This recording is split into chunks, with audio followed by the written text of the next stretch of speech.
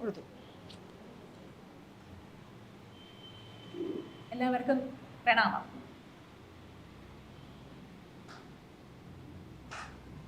തുടക്കത്തിൽ തന്നെ ഒരു ഗണേശൻ്റെ ഒരു കുഞ്ഞു സ്തുതിയും ദേവിയുടെ ഒരു കുഞ്ഞു സ്തുതിയും ഞാൻ പാടാം. നിങ്ങൾ കണ്ണുകൾ അടച്ചിട്ട് വളരെ സിമ്പിളായിട്ടുള്ള സ്തുതിയാണ്, അതിൻ്റെ അർത്ഥം ഒന്ന് ആസ്വദിക്കാം. സാധാരണ നമ്മൾ ശാസ്ത്ര കക്ഷകൾ, അതായത് ക്ലാസ്സുകൾ തുടങ്ങുമ്പോൾ ഒരു പ്രാർത്ഥനയുണ്ടാവുമല്ലോ, മനസ്സിനെ ഒന്ന് ശാന്തമാക്കാൻ. കാരണം ശാന്തമായ മനസ്സിലാണ് കൂടുതൽ കാര്യങ്ങൾ നന്നായിട്ട് വ്യക്തമാകുന്നത്. ഇപ്പോഴൊക്കെ സ്കൂളുകളിൽ പോലും അത് ചെയ്യുന്നുണ്ട്. അതായത് ഓരോ ക്ലാസ് കഴിയുമ്പോഴും ആ ക്ലാസ്സിൻ്റെ തുടക്കത്തിൽ, അടുത്ത ക്ലാസ് തുടങ്ങുമ്പോൾ ആ ക്ലാസ്സിൻ്റെ തുടക്കത്തിൽ അവയർനെസ് മെഡിറ്റേഷൻ എന്നൊക്കെ പറഞ്ഞിട്ട് ഇങ്ങനെ കൊണ്ടുവരുന്നുണ്ട്. അത് കാണുമ്പോൾ ഒരു സന്തോഷമുണ്ട്. കാരണം കുട്ടികളിങ്ങനെ അജിറ്റേറ്റഡ് ആവുമല്ലോ, മനസ്സ് അവിടെ ഇവിടെയും പോകുമല്ലോ. അപ്പോൾ ചഞ്ചലമായിരിക്കുന്ന മനസ്സിൽ കാര്യങ്ങൾ ഗ്രഹിക്കാനുള്ളൊരു ശക്തി കുറവാണ്. അതുകൊണ്ട് ശാന്തമായിട്ട് ഇരിക്കാൻ വേണ്ടി അവർക്കും 1 മിനിറ്റ് 2 മിനിറ്റൊക്കെ മെഡിറ്റേഷൻ പറഞ്ഞു കൊടുക്കുന്നുണ്ട്. അപ്പം അതേപോലെ ഒരു 2 സ്തുതികൾ ചൊല്ലാം. കണ്ണുകൾ അടച്ചിട്ട് ഏകാഗ്രതയോടുകൂടി ഉറക്കത്തിലേക്ക് വീഴാതെ ആ സ്തുതിയുടെ അർത്ഥം ഒന്ന് ആസ്വദിക്കാം.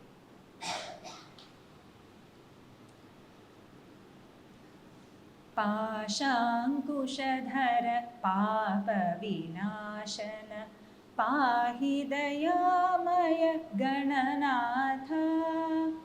പാശാങ്കുശധര പാപ വിനാശന പാഹി ദയാമയ ഗണനാഥ. ശ്രീകര ജയ പ്രണവാംബുജ നിലയ ശ്രീ ശിവതനയാ സുരസേവ്യാ. ശ്രീകര ജയ പ്രണവാംബുജ നിലയ ശ്രീ ശിവതനയാ സുരസേവ്യാ. ശ്രീ ശിവതനയാ സുരസേവ്യാ. സ്വീകരിച്ചിടു മമ മാനസ പൂജ. സൗമ്യേ സദാശിവേ സർവാർത്ഥസാരേ. സാമോദം സായുജ്യമേകുന്നോരമ്മേ. സാമ്രാജ്യലക്ഷ്മി നമസ്തേ നമസ്തേ. സ്വീകരിച്ചിടു മമ മാനസ പൂജ. സൗമ്യേ സദാശിവേ സർവാർത്ഥസാരേ. സാമോദം സായുജ്യമേകുന്നോരമ്മേ. സാമ്രാജ്യലക്ഷ്മി നമസ്തേ നമസ്തേ. സാമ്രാജ്യലക്ഷ്മി നമസ്തേ നമസ്തേ. ഇനി കണ്ണുകൾ തുറക്കണം. ഭഗവത്ഗീത അമ്മയാണല്ലോ അല്ലേ? ആ അമ്മയുടെ അടുത്ത് നമ്മളിപ്പോൾ അമ്മയെ അനുസന്ധാനം ചെയ്യാൻ പോകുന്നു. അമ്മയുടെ വാക്കുകൾ മനനം ചെയ്യാൻ പോകുന്നു. ആ മനനം തന്നെയാണ് മാനസമായിട്ടുള്ള ദേവിയുടെ പൂജ. ആ പൂജയെ അമ്മ സ്വീകരിച്ചാലും എന്ന് നമ്മൾ പ്രാർത്ഥിക്കാൻ. സ്വീകരിച്ചിടു മമ മാനസ പൂജ. ആരാണ് ദേവി? ആരാണ് അമ്മ? സൗമ്യേ, സൗമ്യശീലമായിട്ടുള്ളവളാണ്. എന്ത് ഭഗവത്ഗീതയിൽ ആഴമുള്ള തത്വങ്ങളാണ്. പക്ഷെ എങ്ങനെയാണ് അത് പറഞ്ഞിരുന്നത്? പേടിപ്പിച്ചുകൊണ്ട്, ദേഷ്യപ്പെടുത്തിക്കൊണ്ട്, ഇങ്ങനെ ചീത്ത പറഞ്ഞുകൊണ്ടല്ല, സൗമ്യമായിട്ടാണ് അല്ലേ? പലപ്പോഴും നമ്മൾ കാര്യങ്ങൾ പറയുമ്പോൾ ചിലപ്പോൾ നമുക്ക് ദേഷ്യപ്പെട്ടു പോകും അല്ലേ? കുട്ടികളൊക്കെ ആവർത്തിച്ച് വീണ്ടും ഒരേ കാര്യമൊക്കെ ചോദിക്കുമ്പോൾ നമ്മൾ എന്ത് ചെയ്യും? ദേഷ്യപ്പെട്ട കാര്യങ്ങൾ പറയും അല്ലേ? ദേവി എത്രയോ കാലമായിട്ട് നമുക്കെല്ലാവർക്കും ജ്ഞാനം പകർന്നു തരികയാണ്. പക്ഷേ ആ സൗമ്യഭാവം മാറിയിട്ടേ ഇല്ലേ? സൗമ്യയെ പിന്നെയോ സദാശിവേ, സദാ മംഗളസ്വരൂപിയായിട്ടുള്ളവളാണ് ദേവി. സൗമ്യേ സദാശിവേ. പിന്നെ ആരാണ് ദേവി? സർവാർത്ഥ സാരേ. എന്താണ് നമ്മൾ നേടിയെടുക്കാൻ ആഗ്രഹിക്കുന്നത് അതിൻ്റെ എല്ലാം സാരമാണ് ദേവി. സർവാർത്ഥ സാരേ. ധർമ്മ അർത്ഥ കാമ പുരുഷാർത്ഥങ്ങൾക്കും അപ്പുറം മോക്ഷ പുരുഷാർത്ഥമായി വിളങ്ങുന്ന ആ സ്വരൂപത്തോടു കൂടിയവളാണ് ദേവി. സർവാർത്ഥ സാരേ. പിന്നെ ആരാണ് ദേവി? നമുക്ക് എന്താണ് നൽകുന്നത്? സാമോദം സായുജ്യം ഏകുന്നോരമ്മേ. മോദത്തോടുകൂടി സന്തോഷത്തോടുകൂടി സായുജ്യം ദേവിയായിട്ട് ഒന്നാക്കുന്നു നമ്മളെ. അതാണോ നമുക്ക് ആവശ്യമല്ലേ? ദേവി എന്താണ്?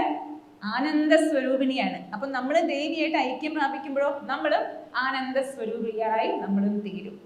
സാമോദം സായുജ്യം ഏകുന്നോരമ്മേ സാമ്രാജ്യലക്ഷ്മി നമസ്തേ നമസ്തേ. ആരാണ് ദേവി? സാമ്രാജ്യലക്ഷ്മി. ഈ മുഴുവൻ പ്രപഞ്ചം മുഴുവനും ദേവിയുടെ സാമ്രാജ്യമാണ്. ആ സാമ്രാജ്യത്തിന്റെ ലക്ഷ്മിയാണ് ദേവി. അമ്മയ്ക്ക് നമസ്തേ. നമഃ തേ തേ നമഃ അസ്തു തേ നമഃ അസ്തു. ശരി, ഇനി നമുക്ക് ഭഗവത്ഗീതയിലേക്ക് കടക്കാം. ഇന്ന് ഞാൻ 3 ശ്ലോകങ്ങളാണ് എടുക്കാൻ പോകുന്നത്. ഈ ഭഗവാന്റെ സന്ദേശം ഭഗവത്ഗീതയിൽ എവിടെയാണോ തുടങ്ങുന്നത് അതിന് മുൻപെയുള്ള 2 ശ്ലോകങ്ങൾ എന്താണ് ആ ഭഗവത്ഗീതയുടെ സന്ദർഭം എന്ന് കാണിക്കാൻ വേണ്ടിയിട്ട്, എന്നിട്ട് ഭഗവാന്റെ ഉപദേശം തുടങ്ങുന്ന ആ ഒരു ശ്ലോകം കൂടി. ഭഗവത്ഗീതയില് ഭഗവാന്റെ ഉപദേശം തുടങ്ങുന്നത് 2-ാമത്തെ അധ്യായത്തില് 11-ാമത്തെ ശ്ലോകം മുതലാണ്. 2-ാമത്തെ അധ്യായത്തില് 11-ാമത്തെ ശ്ലോകം. പിന്നീടോ അപ്പൊ ഭഗവാൻ തുടങ്ങിയാൽ നിർത്തുന്നത് 18-ാമത്തെ അധ്യായത്തില് 66-ാമത്തെ ശ്ലോകത്തിലാണ് ഭഗവാന്റെ ഉപദേശം നിർത്തുന്നത്. ആ 66-ാമത്തെ ശ്ലോകം നമുക്ക് എല്ലാവർക്കും അറിയാം. എന്താണ്? സർവധർമാൻ പരിത്യജ്യ മാമേകം ശരണം വ്രജ അഹം ത്വാ സർവപാപേഭ്യോ മോക്ഷയിഷ്യാമി മാ ശുചഃ. അത് നമുക്കറിയാം. പക്ഷെ ഭഗവാന്റെ ഉപദേശം തുടങ്ങുന്നത് ഏത് ശ്ലോകമാണ്? അതും അറിയാലോ. അശോച്യാൻ അന്വശോചസ്ത്വം പ്രജ്ഞാവാദാംശ്ച ഭാഷസേ ഗതാസൂൻ അഗതാസൂൻശ്ച ന അനുശോചന്തി പണ്ഡിതാഹ. ഇത് നമ്മൾ വിശദമായിട്ട് കാണും. എന്തായാലും ഇത് 2-ാമത്തെ അധ്യായത്തില് 11-ാമത്തെ ശ്ലോകമാണ്. അപ്പൊ അതിന് തൊട്ട് മുൻപത്തെ 2 ശ്ലോകം കൂടി നമ്മൾ കാണും. അപ്പൊ ആ ശ്ലോകത്തിലേക്ക് കടക്കുന്നതിന് മുൻപ് ഒരാളുണ്ട്, പേര് അംധാബായി. എന്താണ്? അംധാബായി. നല്ല സത്സ്വഭാവിയാണ്. പക്ഷെ എവിടെന്നോ ഒരു തെറ്റിദ്ധാരണ ഉള്ളിൽ വന്നു. എന്താണ് തെറ്റിദ്ധാരണ? ഞാനൊരു എലിയാണ് എന്നുള്ള തെറ്റിദ്ധാരണ. എങ്ങനെ വന്നു അതൊന്നും അറിയില്ല, എവിടെന്നോ കയറി വന്നു. അപ്പൊ കഷ്ടമായി. ഈ അംധാബായിനെയും കൊണ്ട് പുറത്തു പോവാൻ കഷ്ടമായി കുടുംബക്കാർക്ക്. എന്തുകൊണ്ട്? എല്ലാവരും കൂടി ചേർന്ന് എന്തെങ്കിലും ഉത്സവത്തിന് കുടുംബത്തോട് കൂടി പുറത്തു പോകുമ്പോൾ ഏതെങ്കിലും പക്ഷിയെ കണ്ടാലോ പൂച്ചയെ കണ്ടാലോ ഈ അംധാബായി എന്ത് ചെയ്യും? ഞാൻ എലിയാണല്ലോ, എന്നെ കഴിക്കുമല്ലോ, പക്ഷി കഴിക്കുമല്ലോ, പൂച്ച കഴിക്കുമല്ലോ എന്ന് പറഞ്ഞുകൊണ്ട് ഓടി കേതച്ചുകൊണ്ട് വീട്ടിലേക്ക് തന്നെ ഓടി ചാടി തിരിച്ചു വരും. അല്ലെങ്കിൽ കാറുണ്ടെങ്കിൽ കാറിന്റെ ഉള്ളിൽ തന്നെ കയറി ഇരിക്കും. അതുപോലെ തന്നെ എലി എങ്ങനെയാണോ വർത്തിക്കുന്നത്, ഓടിച്ചാടി ബഹളമൊക്കെ ഉണ്ടാക്കി ഇങ്ങനെ കുറുകുറുന്നൊക്കെ ആക്കുമല്ലോ അല്ലെ, അതുപോലെയൊക്കെ പ്രവർത്തിക്കാൻ തുടങ്ങി. കഷ്ടമായല്ലോ അല്ലെ? നമുക്ക് ഓർക്കുമ്പോഴും ചിരി വരും. പക്ഷെ അംധാബായിയുടെ സ്ഥിതി ആലോചിച്ച് നോക്കൂ. അതിലും അപ്പുറം അദ്ദേഹത്തിന്റെ കുടുംബക്കാരുടെ സ്ഥിതി ആലോചിച്ച് നോക്കൂ. കഷ്ടമല്ലേ? ഇവര് തീരുമാനിച്ചു, ശരി ഈ അംധാബായിനെ കൊണ്ട് ഒരു ഡോക്ടറെടുത്ത് പോവാം. ഡോക്ടറെടുത്ത് പോവാണ്.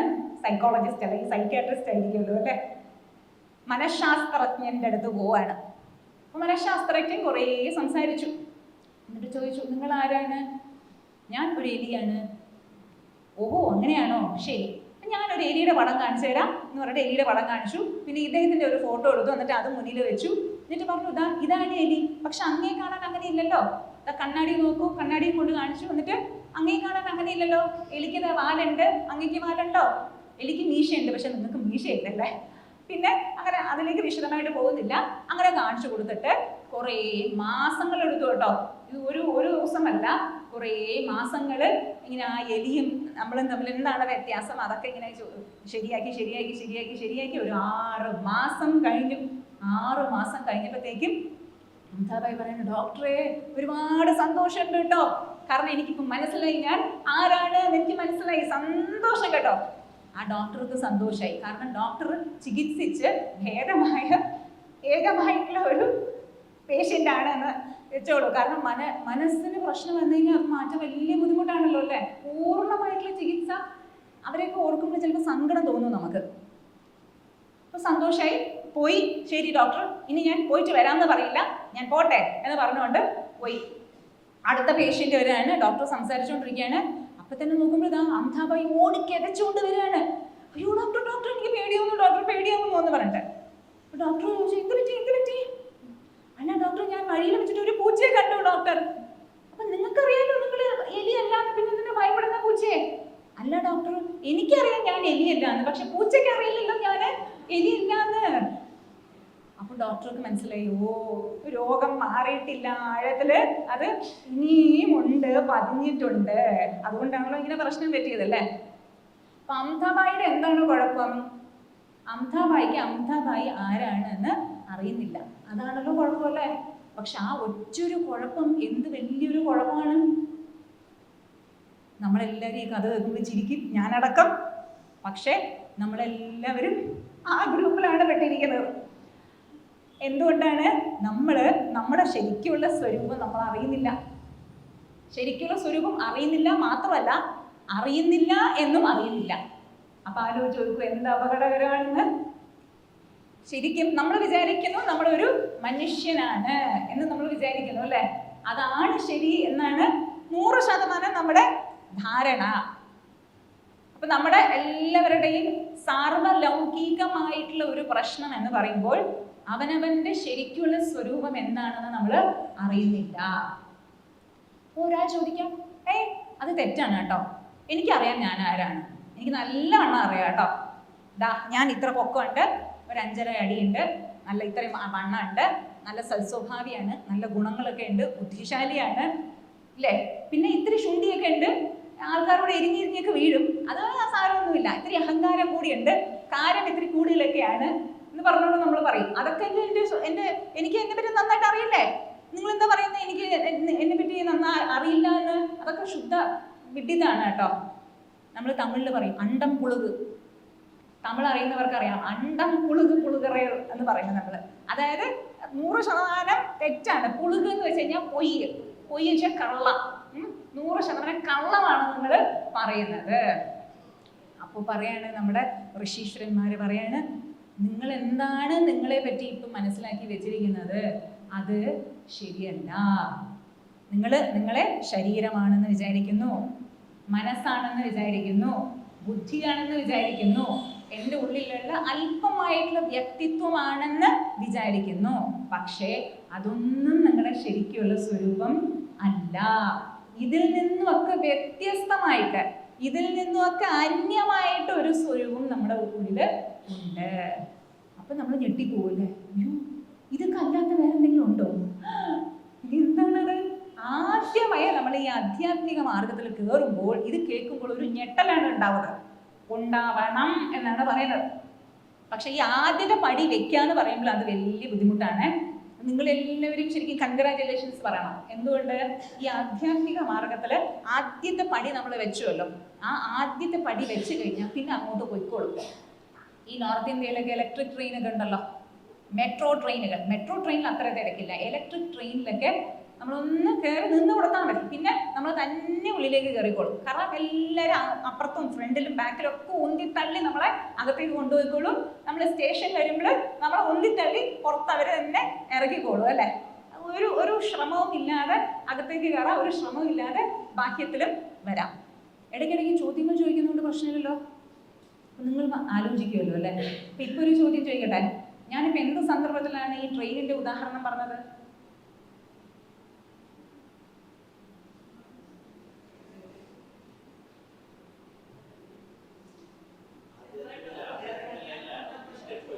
ചെറുതായിട്ട് ആദ്യത്തെ പടി ഇറങ്ങിക്കഴിഞ്ഞാൽ ഉത്തമം, സന്തോഷം. അപ്പൊ നിങ്ങൾക്ക് ശ്രദ്ധയോടുകൂടി ഇരിക്കുന്നുണ്ടെന്ന് അർത്ഥം.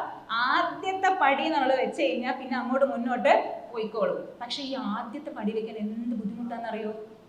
ചിലര് 10 വയസ്സിൽ വെക്കും, ചിലര് 20 വയസ്സിൽ, ചിലര് 50 വയസ്സിൽ, ചിലര് 70 വയസ്സിൽ, ചിലര് 100 വയസ്സിൽ, ചിലരോ അപ്പോഴും ഇല്ല ഇല്ലേ.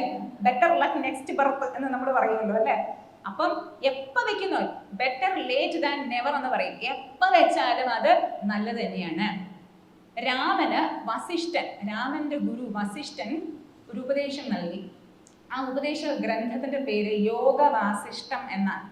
അപ്പൊ ആ യോഗവാസിഷ്ഠത്തില് ആധ്യാത്മിക മാർഗത്തില് ഉള്ള പടികളെ പറ്റി പറയുന്നുണ്ട്. 7 പടികൾ.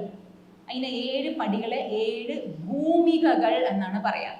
ഭൂമികകൾ. അതിൽ തുടക്കത്തുള്ള ആ പടിയെ ശുഭ ഇച്ഛ എന്നാണ് പറയാ. എന്താണത്? ശുഭ ഇച്ഛ, ശുഭേച്ഛ. അതായത് എനിക്ക് ശുഭം ഉണ്ടാവണം, എനിക്ക് ആത്യന്തികമായ മംഗളം എനിക്ക് ഉണ്ടാവണം എന്ന് പറഞ്ഞുകൊണ്ട് ഈ ആധ്യാത്മിക മാർഗത്തിലേക്ക് തുടക്കത്തിലെ പടി നമ്മൾ എടുത്തു വെക്കുകയാണ്. അപ്പൊ അതിൽ പറയാണ് രാമ, ശുഭേച്ഛയിൽ നമ്മൾ പ്രവേശിച്ചു കഴിഞ്ഞാൽ പിന്നെ വിഷമിക്കേ വേണ്ട, അങ്ങനെ മുന്നോട്ട് തന്നെ പോയിക്കോളും. നമ്മൾ ആ ജന്മത്തിൽ എന്താണോ അറിവ് ശേഖരിക്കുന്നത് അത് നഷ്ടപ്പെടുകയില്ല. അടുത്ത ജന്മത്തിൽ അത് തുടർച്ചയായിട്ട് നമ്മുടെ കൂടെ വന്നോളും. പക്ഷേ ആ പടി വെക്കാൻ ഭഗവാന്റെ കൃപ തന്നെ വേണം അല്ലേ? നമുക്ക് തന്നെ എത്രയോ പേര് നമ്മുടെ ഇത് പറഞ്ഞു കേട്ടിട്ടുണ്ടാവും നിങ്ങൾ. അതായത് ചിലരൊക്കെ പറയുമല്ലോ, ഞാൻ 70 വയസ്സിലാണ് ഈ ഹിൻസലിന്റെ നാരായണീയം കോഴ്സ് പഠിക്കുന്നത്. ചെറുപ്പത്തിലേ ആരൊക്കെയോ എന്റെ അടുത്ത് പറഞ്ഞിരുന്നു, നിങ്ങൾ ചേരൂ, ഇതാ പഠിക്കൂ, ഭഗവത്ഗീത പഠിക്കൂ, അത് പഠിക്കൂ, ഇത് പഠിക്കൂ, നിങ്ങളുടെ വീട്ടിന്റെ അടുത്ത് ക്ലാസ് ഉണ്ട്. അപ്പോഴൊന്നും എനിക്ക് ചേരാൻ തോന്നിയില്ല. ഇപ്പോഴാണ് ഈ 70 വയസ്സിലാണ് ചേരാൻ തോന്നിയത്. അപ്പോൾ കണ്ടോ, എപ്പോഴാണ് ആ ആദ്യത്തെ പടി എടുത്ത് വെക്കുക നമുക്ക് പറയാനേ പറ്റില്ല അല്ലെ? വെച്ച് കഴിഞ്ഞല്ലോ, അതൊരു അത്ഭുതം. അതിന്റെ പേര് ശുഭ ഇച്ഛ. ഈ പദം ഒന്ന് ഓർത്തിരിക്കണേ. ശുഭ ഇച്ഛ ഉള്ളിൽ ഉദിച്ചു കഴിഞ്ഞാൽ പിന്നെ നമുക്ക് മംഗളം തന്നെയാണ്. എന്തിനുള്ള ഇച്ഛയാണ്? നമ്മൾ അറിയുന്നു, നമ്മൾ നമ്മളെ പറ്റി എന്താണോ മനസ്സിലാക്കി വെച്ചിരിക്കുന്നത് അത് വാസ്തവമായിട്ടുള്ള നമ്മുടെ സ്വരൂപം അല്ല. അപ്പൊ എന്താണ് എന്റെ ശരിക്കുള്ള സ്വരൂപം? ഇപ്പോഴെല്ലാം നമുക്കുള്ളത് ആത്മ അജ്ഞാനം എന്ന് പറയും. എന്ത് അജ്ഞാനമാണ്? ആത്മ അജ്ഞാനം. ആത്മാവിനെ സംബന്ധമുള്ള അറിവില്ലായ്മ. അറിവില്ലായ്മയാണ് നമ്മൾ അജ്ഞാനം എന്ന് പറയുന്നത്. അറിവില്ലായ്മ. അപ്പൊ അറിവില്ലായ്മയെ മാറ്റണമെങ്കിൽ എന്ത് ചെയ്യണം? യോഗ ചെയ്താൽ മാറുമോ? ജപം ചെയ്താൽ മാറുമോ? ഓടിക്കളിച്ചു കഴിഞ്ഞാൽ മാറുമോ? തീർത്ഥാടനത്തിന് പോയി കഴിഞ്ഞാൽ അറിവില്ലായ്മ മാറുമോ? മാറില്ല, ഇല്ല. അപ്പൊ എന്തുകൊണ്ടാണ് ഈ അറിവില്ലായ്മ മാറുന്നത്? അറിവ് കൊണ്ടല്ലേ മാറുള്ളൂ അല്ലേ? ഒരു കുട്ടി വന്നിട്ട് പറയാണ്, എനിക്ക് നാളെ പരീക്ഷയാണ്, ഫിസിക്സിന്റെ പരീക്ഷയാണ്, എനിക്ക് ഫിസിക്സ് അറിവൊന്ന് തരണേ. അപ്പൊ നമ്മൾ പറയാണ്, ഒരു കാര്യം ചെയ്യൂ കേട്ടോ, അങ്ങോട്ടും ഇങ്ങോട്ടും ഒരു 10 പ്രാവശ്യം ഓടൂ, അപ്പൊ ആ അറിവ് വന്നോളും. അങ്ങനെയാണെങ്കിൽ എന്തു സുഖമാണല്ലേ? നമ്മൾ അങ്ങോട്ടും ഇങ്ങോട്ടും ഓടിയാൽ മതിയല്ലോ അല്ലേ? അപ്പൊ ആ കുട്ടിയുടെ അടുത്ത് പറയണേ, മോനെ ശീർഷാസനം ചെയ്യൂ, അപ്പൊ നിനക്ക് ആ അറിവ് വന്നോളൂ. വരുവോ? ഇല്ല. മോനെ ജപിക്കൂ, രാമ രാമ രാമ രാമ ജപിക്കൂ. വരുവോ ഫിസിക്സിന്റെ അറിവ്? ഇല്ല. മോനെ ക്ഷേത്രത്തിൽ പോയി തൊഴുവോ? വരുവോ അറിവ് ഫിസിക്സിന്റെ? ഇല്ല. എന്നാൽ ഇതൊന്നും വേണ്ടെന്നല്ല, ഇതൊക്കെ ചെയ്തു കഴിഞ്ഞാൽ മനസ്സ് ശാന്തമാകും. ആ ശാന്ത മനസ്സിൽ ഫിസിക്സ് ഗ്രഹിക്കാൻ എളുപ്പമാകും. അപ്പൊ കണ്ടോ, നേരിട്ടുള്ള ആ അറിവില്ലായ്മയെ മാറ്റുന്ന ഉപാധി അറിവാണ്. പക്ഷേ ആ അറിവിനെ സഹകാരിയായിട്ട് സഹായിക്കുന്ന വേറെ ഘടകങ്ങളുണ്ട്. അതൊക്കെയാണ് ഈ പറഞ്ഞ ഓടല്, ചാടല്, തീർത്ഥാടനങ്ങൾ, ജപം, അതൊക്കെ ചെയ്യാം. പക്ഷെ നേരിട്ട് അറിവില്ലായ്മയെ പോകണമെങ്കിൽ എന്ത് വേണം? അറിവ് തന്നെ വേണം. അപ്പൊ നമുക്ക് എല്ലാവർക്കും നമ്മളെ പറ്റി ശരിക്കുള്ള നമ്മളെ പറ്റി അറിയില്ല. അപ്പൊ അതിനെന്ത് വേണം? അറിവ് തന്നെ വരണം. എന്തിനാണ് അറിവ് വേണ്ടത്? അറിവില്ലാതെ ഇരിക്കാലോ. പലരും ചോദിക്കുന്ന ചോദ്യമാണ്. അത് വലിയ പ്രസക്തമായിട്ടുള്ളൊരു ചോദ്യമാണ്. ഞാൻ പലരെയും കാണുന്നുണ്ട്, അവർ ഈ ആധ്യാത്മിക മാർഗത്തിലൊന്നുമില്ല, അവർ സുന്ദരമായിട്ട് പോകുന്നുണ്ടല്ലോ അവരുടെ ജീവിതം, ഇല്ലേ? നിങ്ങളോട് പലരും ചോദിച്ചിട്ടുണ്ടാവുമല്ലോ, എന്തിനാ ഈ ആധ്യാത്മിക മാർഗത്തിൽ വരേണ്ടത്? ആ സ്വത്തുണ്ട്, സമ്പത്തുണ്ട്, എല്ലാം ഉണ്ട്, മക്കളുണ്ട്, കൂടെ എല്ലാ സുഖ സൗകര്യങ്ങളെല്ലാം ഉണ്ട്, പദവിയുണ്ട്. അപ്പൊ എന്തിനാണ് ഈ മാർഗത്തിലേക്ക് വരേണ്ടത്? എന്തായിരിക്കും നിങ്ങളുടെ ഉത്തരം? പുനരപ്പി ജനനം, പുനരപ്പി മരണം. എന്താണ് ചേട്ടൻ പറഞ്ഞത്? കറക്റ്റ്. പുനരപ്പി ജനനം, പുനരപ്പി മരണം. മരിക്കുന്ന സമയത്ത് ഈ പറഞ്ഞ ഒന്നും ഉണ്ടാവില്ലല്ലേ? ആരും മക്കളുണ്ടാവോ, സമ്പത്ത് ഉണ്ടാവോ, സ്വത്തുണ്ടാവോ, ഡിഗ്രി ഉണ്ടാവോ? ഒന്നും ഉണ്ടാവില്ല അല്ലേ? അത് മാത്രമല്ല, മരിക്കുന്ന സമയത്ത് വേണമെന്നില്ല, എപ്പോൾ വേണമെങ്കിലും അത് കൊണ്ടുപോകല്ലോ അല്ലേ? ഒരു കൊറോണ വന്നു കഴിഞ്ഞാൽ മതി, പിന്നെയോ കോടീശ്വരന് പാപ്പർ പൊട്ടിയായി ഇരിക്കാം. എപ്പോഴാണ്, ആരെയാണ്, എന്തിനെയാണോ കൊണ്ടുപോകാന്ന് നമുക്ക് അറിയേയില്ല. നമ്മളെ വിട്ട് പിരിയാന്ന്. അപ്പൊ നമ്മൾ ഓർക്കേണ്ടത്, നമ്മുടെ ശരിക്കുള്ള സ്വരൂപത്തിന്റെ അറിവുണ്ടായി കഴിഞ്ഞാൽ ആ സ്വരൂപം നമ്മളെ വിട്ട് പോവേയില്ല. അത് ഞാൻ പറയുന്ന ഉറപ്പല്ല കേട്ടോ, മഹർഷിമാര് പറയുന്നതാണ്. അതായത് നമ്മുടെ ശരീരം നമ്മളെ വിട്ട് പോവായിരിക്കാം, നമ്മുടെ മനസ്സ് നമ്മളെ വിട്ട് പോവായിരിക്കാം, ചിലപ്പോൾ കേൾവി ശക്തി പോയിന്ന് വരും അല്ലേ? കുറേയൊക്കെ കഴിയുമ്പോൾ 60-70 വയസ്സൊക്കെ ആകുമ്പോൾ, ഇപ്പോഴൊക്കെ നേരത്തെ വരുന്ന തോന്നുന്നല്ലേ, 70 വയസ്സൊക്കെ ആകുമ്പോൾ ചെവി നമ്മൾ വിട്ടു പോകും, പല്ല് വിട്ടു പോകും. പല്ല് അപ്പോഴൊന്നും ആവട്ടെ, ഇപ്പോഴേ പോയി, എൻ്റെ കുറേ പല്ലൊക്കെ പോയി അല്ലേ, പല്ല് ഇപ്പോഴേക്ക് പോയാൽ തുടങ്ങി, പലരും പോയി തുടങ്ങും അല്ലേ, എല്ലാം പോകും. നമ്മുടെ തൊട്ടടുത്തുള്ള ബന്ധുക്കൾ എല്ലാം നമ്മളെ വിട്ട് പോകുമല്ലോ അല്ലേ, എപ്പോഴാ പോവാന്നറിയില്ല. അപ്പോൾ ഒരു ഭയം വരുമല്ലേ ഉള്ളിൽ, എല്ലാം നമ്മളെ വിട്ട് പോകുമല്ലോ അല്ലേ. നമ്മുടെ ശരീരം അടക്കം, നമ്മുടെ ബന്ധുക്കൾ, നമ്മുടെ ഉറ്റ സുഹൃത്തുക്കൾ, നമ്മൾ ശേഖരിച്ച സമ്പത്ത് എല്ലാം നമ്മൾ വിട്ട് പോകുമല്ലോ. പേടി തോന്നുന്നില്ല? നിങ്ങളൊക്കെ ചിരിക്കുകയാണല്ലോ. പേടി തോന്നണം, എന്നാലേ അധ്യാത്മിക രംഗത്ത് കൂടുതൽ അങ്ങോട്ട് മുന്നേറുള്ളൂ. അർജുനന് ആ പേടി വന്നു, അതുകൊണ്ടാണ് നമുക്ക് ഗീത കിട്ടിയത്. പേടി വന്നില്ലെങ്കിൽ നമ്മൾ അങ്ങനെ ഇരിക്കും, ഓ എന്തായാലും ഒരു കാര്യമില്ലല്ലോ, സുഖമായിട്ട് നമ്മൾ ഇരിക്കുമല്ലോ അല്ലേ. പേടി വരണം, പേടി വരണം. ഇത് കൂടുതൽ മനനം ചെയ്യണം. അതായത് മരണം നമ്മൾ മുന്നിൽ കാണണം. മരണം എപ്പോഴാണ് വരാൻ പോകുന്നതെന്ന് അറിയില്ല, പക്ഷേ നമ്മൾ മുൻകൂട്ടി നമ്മൾ അതിനെ പറ്റിയിട്ട് ചിന്തനം ചെയ്യണം. പക്ഷെ പലരും പറയും, ഓ മരണത്തിന് പിന്നെ എന്ത് വിചാരിക്കുന്നു, അതൊക്കെ അപശകുനമല്ലേ. പല വീടുകളിലും ഞാൻ കണ്ടിട്ടുണ്ട്, കുട്ടികൾ ഈ മരണത്തിനെ പറ്റിയൊക്കെ ചോദ്യം ചോദിക്കുമ്പോൾ പറയും, അയ്യേ അത് ഇപ്പൊ ചർച്ച ചെയ്യണ്ട കേട്ടോ, പിന്നീട് എപ്പോഴെങ്കിലും അതിനെ പറ്റിയിട്ട് ചർച്ച ചെയ്യാം. പൊതുവേ ഉള്ള ധാരണ എന്താണ്, മരണം എന്ന് പറയുമ്പോൾ ഒരു അപശകുനം പോലെ, അതിനെ പറ്റിയൊന്നും ചിന്തിക്കണം, മംഗളകരമായ കാര്യമല്ലല്ലോ എന്ന്. പക്ഷേ മരണത്തിനെ പറ്റി ചിന്തിക്കണം. നമ്മൾ ഇടയ്ക്കൊക്കെ ആലോചിച്ച് നോക്കണം, ഓ ഞാനും ഒരു ദിവസം മരിക്കും ഇല്ലേ, മരിക്കില്ലേ? സനൽജി പറഞ്ഞല്ലേ ഉള്ളൂ, ആരെങ്കിലും ഇവിടെ ഇരിക്കാൻ പോകുന്നുണ്ടോ, ഇരിക്കാ ആരെങ്കിലും ഉണ്ടോ, മരിക്കാ ആരെങ്കിലും ഇരിക്കുമോ എന്ന് പറഞ്ഞല്ലേ. നമ്മൾ ഒരു ദിവസം മരിക്കും, എല്ലാം നമ്മളെ വിട്ടു പോകും. നമ്മുടെ ഉറ്റ ബന്ധുക്കൾ, എൻ്റെ പ്രിയപ്പെട്ടവരും എന്നെ വിട്ടു പോകും. അങ്ങനെ ആലോചിക്കണം. കൂടുതൽ ആലോചിക്കുന്നതോറും നമ്മുടെ ഉള്ളിൽ പേടി വരും അല്ലേ, ഒരു ഭയം വരും, മാനസികമായിട്ടുള്ള ഒരു ഭയം. അർജുനൻ ഉണ്ടായതുപോലെ അർജുനനും ഭാവന ചെയ്ത് നോക്കി, ഭീഷ്മര്, ദ്രോണര്, എൻ്റെ ഉറ്റ ബന്ധുക്കൾ, സുഹൃത്തുക്കൾ, കുട്ടികൾ, മക്കള്, പേരക്കുട്ടികൾ, അവരൊന്നും ഇല്ലാത്ത ലോകം എനിക്ക് വിഭാവന ചെയ്യാൻ പോലും പറ്റുന്നില്ല. അവർ പോയിട്ടില്ല, എന്നാൽ കൂടി മാനസികമായി അതിനെപ്പറ്റി വിചാരം ചെയ്ത് നോക്കുമ്പോൾ തന്നെ അർജുനൻ ബ്രേക്ക് ഡൗൺ ആയില്ലേ. അർജുനൻ എന്ത് വന്നു, വിഷാദ രോഗം വന്നു അല്ലേ. പക്ഷെ ആ രോഗത്തിനെ യോഗമാക്കി മാറ്റി ആര്, അർജുനൻ. അപ്പോൾ നമുക്കും രോഗമുണ്ട് എന്ന് അറിയണം. അതുകൊണ്ടാണ് ഞാൻ മരണത്തിനെ പറ്റി ചിന്തിക്കണം എന്ന് പറഞ്ഞത്. എന്താണ്, രോഗമുണ്ട് എന്ന് അറിഞ്ഞാലല്ലേ ഈ രോഗം മാറ്റാൻ നമ്മൾ ഒരു വിഷവരൻ്റെ അടുത്ത് പോവുള്ളൂ. രോഗം ഇല്ലേ ഇല്ല, എനിക്ക് ഒരു കുഴപ്പമില്ല. ചിലരുണ്ട് ഷുഗറൊക്കെ മൂത്തിരിക്കും ഉള്ളിൽ, കാലിലൊക്കെ നീരുണ്ട്, എന്നിട്ടും നമ്മൾ പറയും, അച്ഛാ ഇങ്ങനെ കാലിലൊക്കെ നീരുണ്ടല്ലോ, എനിക്കൊരു കുഴപ്പമില്ല, ഇത് കണ്ണൊക്കെ എന്തോ പോലെ ഉണ്ടല്ലോ, എനിക്കൊരു കുഴപ്പമില്ലല്ലോ, നീ എന്തിനാ എന്നെ നോക്കിയിരിക്കുന്നത്. ചിലർക്കുണ്ട് അവരെ പറ്റിയിട്ട് ശരീരത്തിൽ എന്തെങ്കിലും മാറ്റം നമ്മൾ പറഞ്ഞു കഴിഞ്ഞാൽ അവർക്ക് ഇഷ്ടപ്പെടില്ല. അവർ പറയും, എന്നെ ഞാൻ നോക്കിക്കൊണ്ടിരിക്കുന്നത്, നീ നിന്റെ കാര്യം നോക്കിയാൽ മതി കേട്ടോ, എനിക്ക് ഒരു കുഴപ്പമില്ല. പിന്നീട് ചില വൈദ്യങ്ങളൊക്കെ നോക്കും, അതും ഇതൊക്കെ കഴിച്ചിട്ട് എന്നിട്ടും മാറുന്നില്ല. കുറേ കഴിയുമ്പോൾ ആകെ ക്ഷീണിച്ച് അവശയായി ഇല്ലേ, ക്ഷീണിച്ച് ഒന്നും ചെയ്യാതായി. പിന്നീട് ഒരു ദിവസം ബ്രേക്ക് ഡൗൺ ആവും അല്ലേ. ബ്രേക്ക് ഡൗൺ ആയി കഴിഞ്ഞിട്ട് ഡോക്ടറെ വിളിച്ച് പറയും, അയ്യോ ഡോക്ടറെ എനിക്ക് വയ്യ കേട്ടോ, മാസങ്ങളായിട്ട് ഞാൻ കഷ്ടപ്പെടുന്നു, എനിക്ക് അങ്ങയുടെ അടുത്ത് വരണം, എനിക്കൊരു മരുന്ന് ഉപദേശിച്ചു തരൂ. ഇത് ശരിക്കും ഉണ്ടായ ഒരു കഥയാണേ, വെറുതെ പറഞ്ഞല്ല കേട്ടോ. എനിക്കറിയുന്ന ഒരുപാട് പേര് അങ്ങനെയുണ്ട്, അവർക്ക് രോഗം ഉണ്ടെന്ന് അവർ സമ്മതിച്ചു തരികയില്ല. പിന്നീട് ആ രോഗം മൂർധന്യ അവസ്ഥയിലെത്തി ആകെ ആവശ്യമായപ്പോൾ അവർ ഡോക്ടറെ അടുത്ത് പോയിട്ട് പറയും, ഡോക്ടറെ എനിക്ക് മതിയായി. അപ്പം ആദ്യം നമുക്ക് രോഗമുണ്ട് എന്ന് അറിയണം. ആ രോഗത്തിന് എൻ്റെ കഴിവ് കൊണ്ട് എനിക്ക് ചികിത്സിക്കാൻ പറ്റില്ല എന്നും അറിയണം. ദൈന്യഭാവം എന്നാണ് പറയുന്നത് ഭഗവത്ഗീതയുടെ ഭാഷയിൽ. ദൈന്യഭാവം അല്ലെങ്കിൽ കാർപ്പണ്യദോഷം എന്നാണ് പറയുന്നത്. കൃപണതാഭാവം, അല്പമായിട്ടുള്ള ഭാവം, അതും അറിയണം. എന്നാലേ നമ്മൾ ഒരു ഭിഷഗ്വരനെ തേടി പോയിട്ട് ശരണം പ്രാപിച്ചിട്ട് എനിക്ക് ചികിത്സ തരൂ എന്ന് നമ്മൾ പറയുള്ളൂ. അതേപോലെ തന്നെ നമുക്കും രോഗമുണ്ട്. എൻ്റെ ശരിക്കുള്ള സ്വരൂപത്തിന് ഞാൻ അറിയുന്നില്ല. ആ അറിവില്ലായ്മയാകുന്ന ഒരു രോഗം, ആ രോഗം എപ്പോഴെങ്കിലും പൊട്ടിത്തെറിക്കും. അപ്പം അതിന് കൂടുതൽ തീവ്രത കൂട്ടാൻ വേണ്ടിയിട്ടാണ് പറഞ്ഞത് മരണത്തിനെ പറ്റിയിട്ട് കൂടുതൽ ചിന്തിച്ചു നോക്കൂ എന്ന്. ഇപ്പോൾ രോഗമുണ്ട് എന്ന് അറിഞ്ഞു കഴിഞ്ഞാൽ നമ്മൾ എന്ത് ചെയ്യും? ചിലരൊക്കെ പറയും, എനിക്ക് കുറേ ദിവസമായി ഞാനിങ്ങനെ വിചാരിക്കണം എല്ലാവരും ഒരു ദിവസം മരിക്കുമല്ലോ, എല്ലാവരും വിട്ടു പോകുമല്ലോ,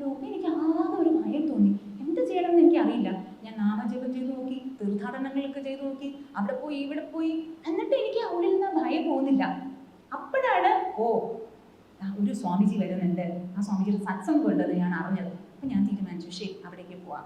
അവിടെ പോയപ്പോഴത്തേക്കും ആ സ്വാമിജിയുടെ ആ സത്സംഗത്തിന്റെ ഇത് കേട്ടപ്പോഴത്തേക്കും എനിക്ക് എന്തോ ഒരു ആശ്വാസം തോന്നിയെന്നറിയോ. കാരണം ഉള്ളില് കുറേ ദിവസമായി കൊണ്ട് നടന്ന ആ ചോദ്യങ്ങൾക്ക് എല്ലാത്തിനും ഒരു ഉത്തരം കിട്ടി. അപ്പൊ എന്ത് വേണം? ആദ്യം രോഗമുണ്ട് എന്ന് അറിയണം. രണ്ടാമത്തത്, ആ രോഗം എനിക്ക് സ്വയം മാറ്റാൻ പറ്റില്ല, അതുകൊണ്ട് ഞാൻ ഹെൽപ്ലെസ് ആണ്, ഞാൻ ദീനനാണ്, കൃപണനാണ് എന്ന ബോധ്യം കൂടി ഉള്ളില് വരണം. മൂന്നാമത്തതോ, അത് മാത്രം ഇരുന്ന പോരല്ലോ, ഒരു ഭിഷക് വരനെ കണ്ടെത്തിയിട്ട് ആ വരൻ്റെ അടുത്ത് നമ്മൾ ശരണം പ്രാപിക്കണം. എന്നിട്ട് ശരണം പ്രാപിച്ചാൽ മാത്രം പോരാ, ആ വൈദ്യൻ എന്താണോ പറയുന്നത് അതിനനുസരിച്ച് നമ്മൾ പ്രവർത്തിക്കുക വേണമല്ലോ അല്ലേ. അർജുനന് ആദ്യം പൂർണ്ണ ശരണാഗതി വന്നില്ല. അർജുനൻ പറയാണ്, രണ്ടാമത്തെ അധ്യായത്തിൽ ഒരു ശ്ലോകത്തിൽ പറയാണ്, ഭഗവാനെ എൻ്റെ ഉള്ളിലുള്ള ആ ശോകമുണ്ടല്ലോ, ശോകം അപാരമായിട്ടുള്ള ശോകമാണ്, വിഷാദം എന്നാണല്ലോ ആദ്യത്തെ അധ്യായത്തിന്, ഭഗവത്ഗീതയിലെ ആദ്യത്തെ അധ്യായത്തിന് പേര് അർജുന വിഷാദ യോഗം. അർജുനന് വിഷാദം ഉണ്ടായി, ഞാനും എൻ്റേതും എന്നുള്ളൊരു ഭാവത്തിൽ നിന്നുമാണ് ആ വിഷാദം ഉണ്ടായത്. അതായത് മാനസികമായി ചിന്തിച്ചു നോക്കി, ഞാൻ ഈ യുദ്ധം ചെയ്ത് ജയിച്ചാലും എല്ലാം നേടിയെടുത്താലും ഇന്ദ്രന്റെ പദവി പോലും നേടിയെടുത്താലും എൻ്റെ ഉള്ളിലുള്ള ശോകം, എന്ത് ശോകം? ഇവരൊന്നും ഇല്ലാതെ, ഭീഷ്മര്, ദ്രോണര്, എൻ്റെ ഉറ്റ സുഹൃത്തുക്കള്, ബന്ധുക്കള്, അവരൊന്നും ഇല്ലാതെ എനിക്ക് ഒരു അസ്തിത്വമില്ല, ഒരു അപൂർണതാബോധമാണ് എന്നൊരു ബോധം ഉള്ളില് അർജുനന് വന്നു. ആ വിഷാദം, ആ വിഷാദത്തിന് അർജുനൻ ആ രണ്ടാമത്തെ അധ്യായത്തില് പ്രകടിപ്പിക്കുകയും ചെയ്യാണ്.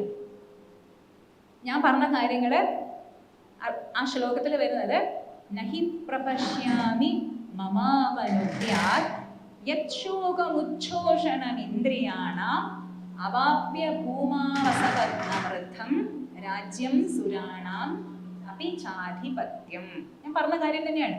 എൻ്റെ ഉള്ളിലുള്ള ആ വിഷാദം ഭഗവാനെ എന്ത് ചെയ്താലും മാറുമെന്ന് തോന്നുന്നില്ല. അത് മാത്രമല്ല, ആ വിഷാദം കാരണം എൻ്റെ ഇന്ദ്രിയങ്ങൾക്ക് മനസ്സിനൊക്കെ ഒരു തളർച്ചയാണ് ഉണ്ടാവുന്നത്, ഒരു ശോഷണമാണ് ഉണ്ടാവുന്നത്. വളരെയായിട്ട് ഒരു ക്ഷീണം ഉള്ളിൽ തോന്നുന്നു. ബാഹ്യത്തിൽ എന്ത് തന്നെ കിട്ടിയാലും അതിനൊരു പരിഹാരമാകുമെന്ന് എനിക്ക് തോന്നുന്നില്ല എൻ്റെ കൃഷ്ണ എന്ന് പറഞ്ഞിട്ട്.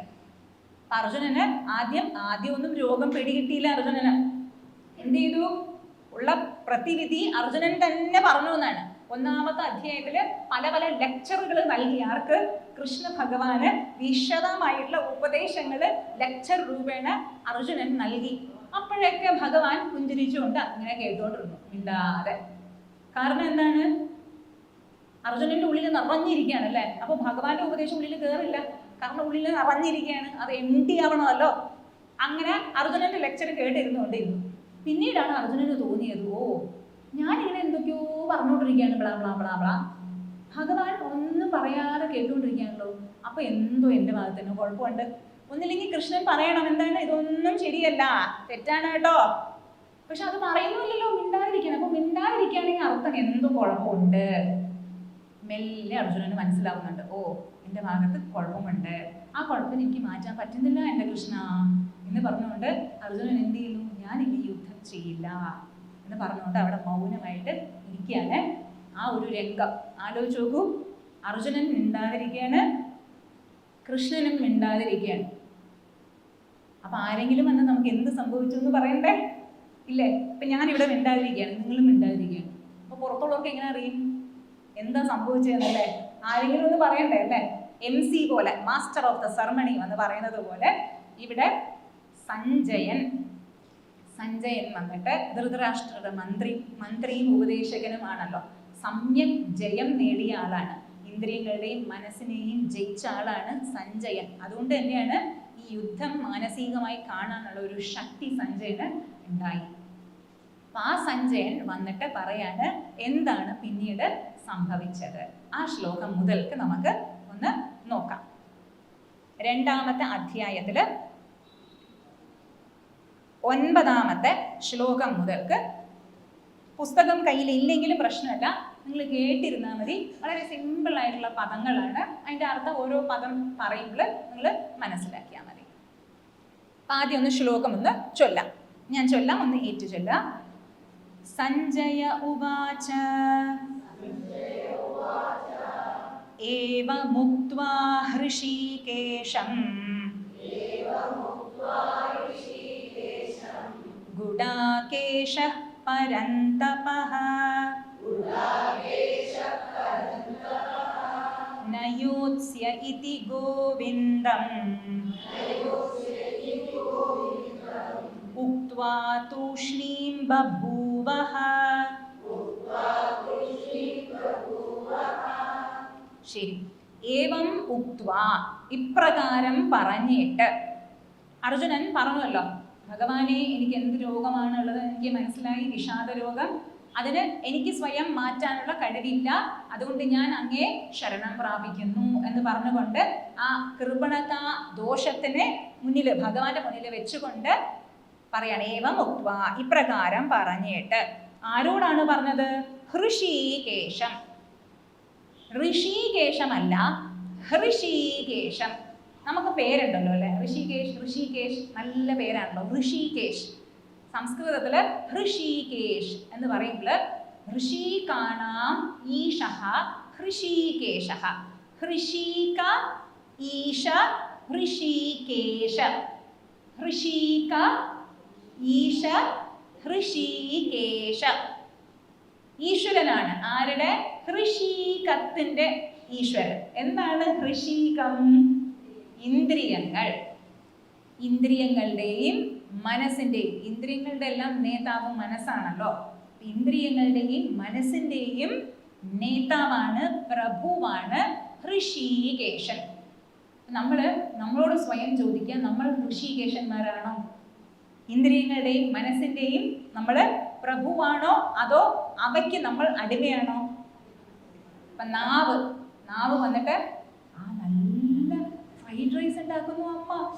ഇപ്പൊ നാവ് അങ്ങോട്ട് പോയില്ലേ, നാവ് വലിക്കുന്നു നമ്മളെ. ചെവി പറയുന്നു, അയ്യോ എനിക്ക് സുന്ദരമായിട്ട് TV സീരിയല്. എന്താണ് സനൽജി, എന്തോ ഒരു സീരിയലിന്റെ കാര്യം പറഞ്ഞ? ആരുടെ അച്ഛനോ? അച്ഛനാര്? എന്തോ ഒരു സീരിയൽ അല്ലേ?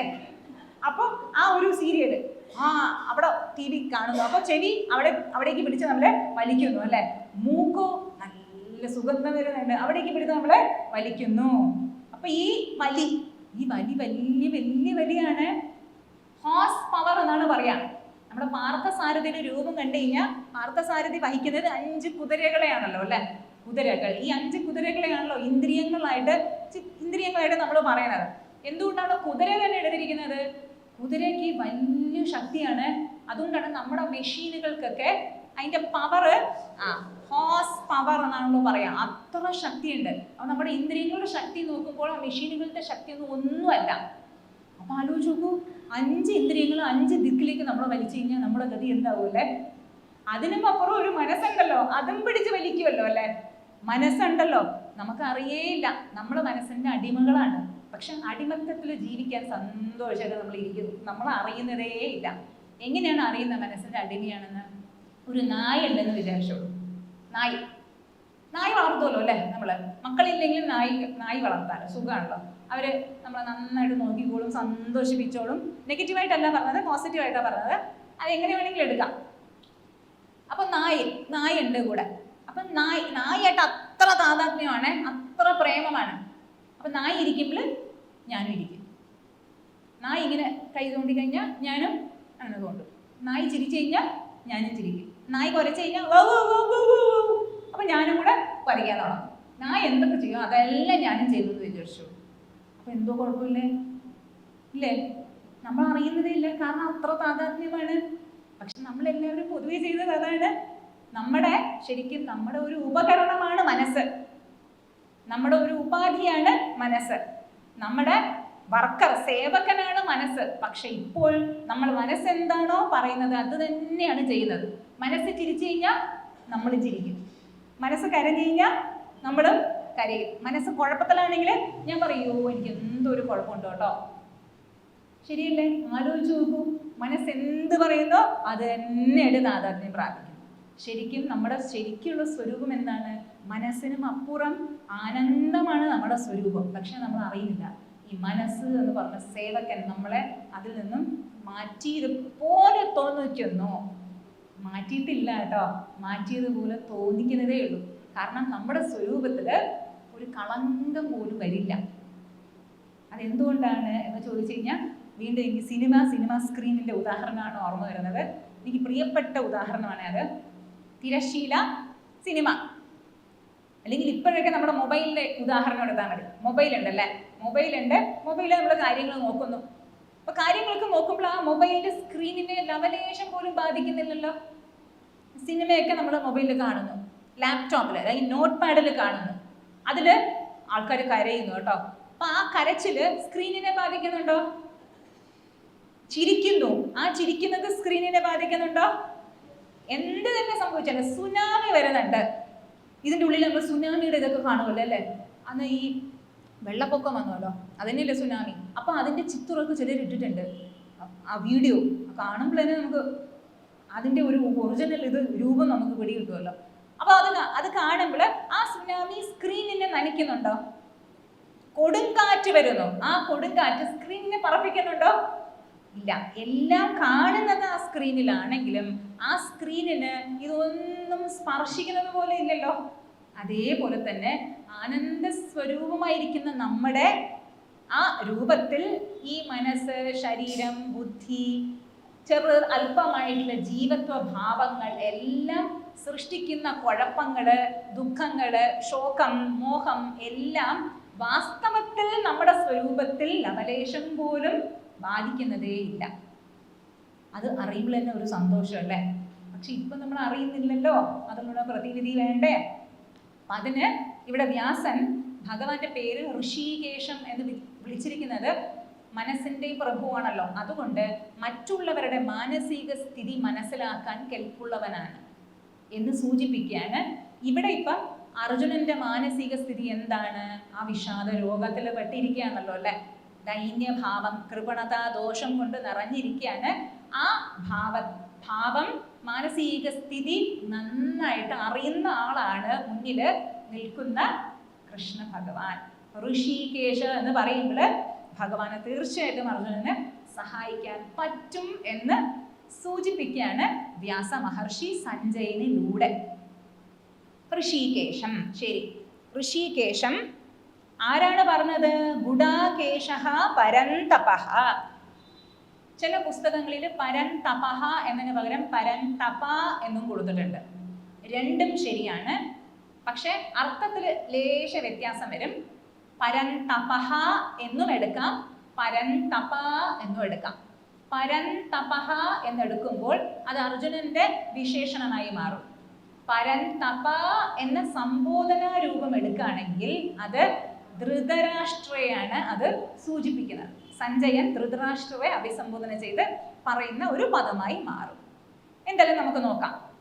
ആരോടാണ് കൃഷ്ണൻ പറയാൻ പോകുന്നത്? ഗുഡാകേശ. നമ്മൾ ഋഷികേശ നമ്മൾ കണ്ടുവല്ലോ. എന്താണ് ഗുഡാകേശ? ഗുഡാക ഈശ, ഗുഡാകേശ. ഗുഡാക ഈശ. ഗുഡാക എന്ന് പറയുമ്പോൾ ഉറക്കത്തിന്റെ ഈശ്വരൻ. ഉറക്കം തമസിന്റെ സൂചകമാണ്, തമോ ഗുണത്തിന്റെ. അപ്പൊ തമസിനെ ജയിച്ചവൻ എന്ന് പറയാം. ആധ്യാത്മിക മാർഗത്തിൽ മാത്രമല്ല, ഏത് മാർഗത്തിലായാലും തമസ് ഇരുന്ന് കഴിഞ്ഞാൽ അറിവ് നേടാൻ പറ്റുമോ? ഉറക്കം തൂങ്ങിയിരിക്കാൻ. അപ്പൊ അതിൽ കയറുക ഉള്ളില് തത്വങ്ങള് ഇല്ലല്ലോ. അതുകൊണ്ടാണ് ഇവിടെ പറഞ്ഞിരിക്കുന്നത് അർജുനൻ തമസിനെ ജയിച്ചവനാണ്, രജസിനെയും ജയിച്ചവനാണ് എന്നും കൂടി അതിൽ സൂചിപ്പിക്കുന്നുണ്ട്. രജോ ഗുണം എന്ന് പറയുമ്പോൾ ഒരിടത്ത് ഇരിക്കുപുറകെ ഉണ്ടാവില്ലല്ലേ. ചിലരൊക്കെ ഉണ്ടല്ലോ, ഇരുന്ന് കഴിഞ്ഞാൽ അവർക്ക് ഇരിക്കാനേ പറ്റില്ല. അവിടെ അപ്പുറത്ത് ഇപ്പുറത്ത് ഓടിച്ചാടി അങ്ങോട്ട് പോയി ഇങ്ങോട്ട് നോക്കും, ഇങ്ങോട്ട് നോക്കും. അപ്പോൾ ഒരിടത്ത് ഇരിക്കാൻ പറഞ്ഞു കഴിഞ്ഞാലും ഇരുന്ന് കഴിഞ്ഞാലോ കാല് കൈയൊക്കെ അനക്കിക്കൊണ്ടിരിക്കും, ഇങ്ങനെ ചൊറിഞ്ഞോണ്ടിരിക്കും, ഇങ്ങനെ ഇരിക്കും, അപ്പുറത്ത് നോക്കും ഇപ്പുറത്ത് നോക്കും, അങ്ങ് നോക്കും ഇല്ലേ. ഒരു ഇരിക്കുപുറത്തെ ഉണ്ടാവില്ലല്ലോ അല്ലേ അവർക്ക്. ഇരുന്ന് കഴിഞ്ഞാലോ അനങ്ങാതിരിക്കും.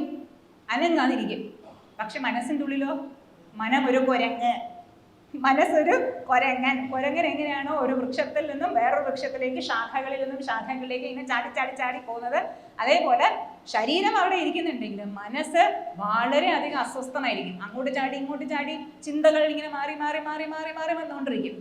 ഈ 4-5 പേര് കൂടി ചേർന്നിട്ടുള്ള ഡിസ്കഷനിൽ നമ്മൾ മാറി ഇരുന്നുകൊണ്ട് ഒന്ന് നോക്കിയാൽ മതി കേട്ടോ. പലരും ഇങ്ങനെ ചർച്ച ചെയ്യുമല്ലോ അല്ലേ, അമ്മമാരൊക്കെ വീടിൻ്റെ മുറ്റത്തിരുന്നിട്ട് ഇങ്ങനെ ചർച്ച ചെയ്യുമല്ലോ. അപ്പം നിങ്ങൾ ചർച്ച ഒന്ന് വീക്ഷിച്ചാൽ മതി. എവിടെ നിന്ന് എവിടേക്ക് പോയി, അവിടെ പോയി, ആ കാനഡയിലുള്ള പ്രശ്നം, ഇവിടെ ഉള്ള പ്രശ്നം, ഇവിടെ പ്രശ്നം, ഇലക്ട്രിസിറ്റി ബോർഡ്, വെള്ളം പ്രശ്നം, ഗവൺമെൻറ്, ആ പെണ്ണ് ഓടിപ്പോയി, ഇതായി ഇത് ഓടിപ്പോയി, അങ്ങനെ പറഞ്ഞിട്ട് എവിടേക്കാണ് സ്പർശിച്ചിട്ട് വരിക അല്ലേ? അപ്പം തന്നെ നമുക്ക് മനസ്സിലാക്കാം എന്തൊരു രജോ ഗുണത്തിൻ്റെ ഒരു വൈഭവം നമുക്ക് അവിടെ കാണാൻ സാധിക്കും. ഇവിടെ സൂചിപ്പിക്കുകയാണ്, ആധ്യാത്മിക അറിവ് മാത്രമല്ല, ഏത് രംഗത്ത് അറിവ് വേണമെങ്കിലും ഈ 2 എണ്ണയും തരണം ചെയ്യണം. എന്താണ്? താത്കാലികമായി എങ്കിലും. ഒന്ന് തമോ ഗുണത്തിന്, രണ്ടാമത് രജോ ഗുണത്തിന്. നമ്മളെല്ലാവരും ഏത് സ്ഥിതിയിലാണെന്ന് അറിയില്ല അല്ലേ?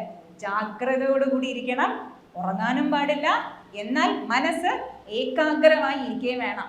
ചിലപ്പോൾ മനസ്സ് ഇടയ്ക്ക് വേൾഡ് ടൂറിനൊക്കെ പോകും അല്ലേ? ഇടയ്ക്കൊക്കെ വയറിന്ന് ശബ്ദം വരുന്നുണ്ട്, വിശക്കുന്നുണ്ടെന്ന് തോന്നുന്നു, ഷുഗറൊക്കെ ഉള്ള ആളാണ്, തലകറങ്ങി വീഴുവോ എന്ന് പറഞ്ഞിട്ട് നമ്മുടെ ഇടയ്ക്ക് ഇങ്ങനെ മനസ്സ് പോകുമല്ലോ അല്ലേ? വീട്ടിൽ ഗ്യാസൊക്കെ ഓഫ് ചെയ്തിട്ട് വന്നോ, ഡോർ അടച്ചോ എന്നൊരു സംശയമുണ്ട് കേട്ടോ. എന്നിട്ട് അതൊക്കെ ആയിരിക്കും ചിന്ത. ഇനി തിരിച്ചു പോകാനോ, ബസ്സൊക്കെ കിട്ടുമോ, ഓട്ടോ കിട്ടുമോ, വഴിയിലൊക്കെ ബ്ലോക്ക് ആവുമോ? ഇനി നമ്മുടെ ആചാര്യന്മാർ ചിന്തിക്കുന്നുണ്ടാവും ചിലപ്പോൾ, ഇത് കഴിഞ്ഞിട്ട് എനിക്ക് ക്ലാസ് ഉണ്ട്, 2:30 മണിക്ക് 3 മണിക്ക് ക്ലാസ് ഉണ്ട്, അതിന് പോകണമല്ലോ. അപ്പം പല പല ചിന്തകളായിരിക്കും മനസ്സിൽ കടന്നു പോവുക അല്ലേ? പറയണ അറിവ് ശരിക്കും ഉണ്ടാവണമെങ്കിൽ എന്ത് വേണം? 2 കാര്യങ്ങൾ. ഒന്ന് ജാഗ്രതയോടുകൂടി ഇരിക്കണം, രണ്ടാമത് ഏകാഗ്രതയോടുകൂടി. 2 കാര്യങ്ങൾ, ജാഗ്രത, ഏകാഗ്രത. ഈ നിദ്രാദേവിക്ക് ഒരു സങ്കടം വന്നതാണ്. കാരണം ആരും നിദ്രാദേവിക്ക് ഭക്ഷണമേ കിട്ടുന്നില്ല. എങ്ങനെയാണ് ഭക്ഷണം കിട്ടുക നിദ്രാദേവിക്ക്? നമ്മൾ ഉറങ്ങുമ്പോഴല്ലേ അല്ലേ? അപ്പോൾ ഭക്ഷണമേ കിട്ടുന്നില്ല. വിഷമം പോയിട്ട് ബ്രഹ്മദേവനോട് പോയി പറഞ്ഞു. അപ്പോൾ ബ്രഹ്മദേവൻ പറഞ്ഞു, വിഷമിക്കുകയേ വേണ്ട കേട്ടോ, എവിടെയൊക്കെ ആധ്യാത്മിക സത്സംഗങ്ങളുണ്ടോ അവിടെയൊക്കെ എനിക്ക് നല്ലോണം ഭക്ഷണം കിട്ടിക്കോളും. അപ്പം അതിനുശേഷം സന്തോഷമായി നിദ്രാദേവിക്ക്. കാരണം സത്സംഗങ്ങൾ എവിടെ വരുമോ അവിടെയൊക്കെ പോയിരിക്കും, സുഖമായിട്ട് നമുക്ക് ഉറങ്ങാം അല്ലേ? പലരും പറയും ചെയ്യല്ലോ, സ്വാമിജി ഞാൻ രാത്രി 10 മണി ആയിക്കഴിഞ്ഞാൽ സ്വാമിജിയുടെ സത്സംഗം ഇടും, അത് കേട്ടുകൊണ്ട് എന്ത് സുഖമാണ് അറിയോ ഉറങ്ങാൻ. അത് കേൾക്കാതെ എനിക്ക് ഉറങ്ങാനേ പറ്റില്ല. അതുകൊണ്ട് രാത്രി അത് തന്നെയാണ് അല്ലേ? ഈ പാട്ടൊക്കെ പാടുമല്ലോ, ആരോ ആരോ, നീ ആര്, ഞാൻ ആര്, നീ എവിടെ പോകുമെന്നൊന്നും അറിയില്ല. അപ്പൊ 2 കാര്യങ്ങൾ ഓർത്തിരിക്കുക, ജാഗ്രത, രണ്ടാമത് ഏകാഗ്രത. ശരി, ഏകാഗ്രത വരുത്താൻ വേണ്ടിയിട്ട് നമുക്കൊരു നാമം ചൊല്ലാം. തയ്യാറാണോ എല്ലാവരും? രാമനാമം ചൊല്ലാം. പല പല ട്യൂണിൽ ചൊല്ലാൻ പോവാണ്. പറ്റുമെങ്കിൽ കണ്ണടച്ചിട്ട് ചൊല്ലാം, ഇല്ലെങ്കിൽ കണ്ണ് തുറന്ന് ചൊല്ലിക്കോളൂ, പ്രശ്നമൊന്നുമില്ല. ഒരേ നാമം തന്നെയാണ്, ശ്രീരാം ജയ രാം ജയ ജയ രാം. പക്ഷെ ആവർത്തിച്ച് നമ്മൾ പല പല ട്യൂണിൽ നമ്മൾ ചൊല്ലും. അപ്പൊ നോക്കാം മനസ്സിനെ ഏകാഗ്രമാക്കി വെക്കാൻ സാധിക്കുന്നുണ്ടോ എന്ന്. ചേച്ചി കൊട്ടുമല്ലോ അല്ലേ?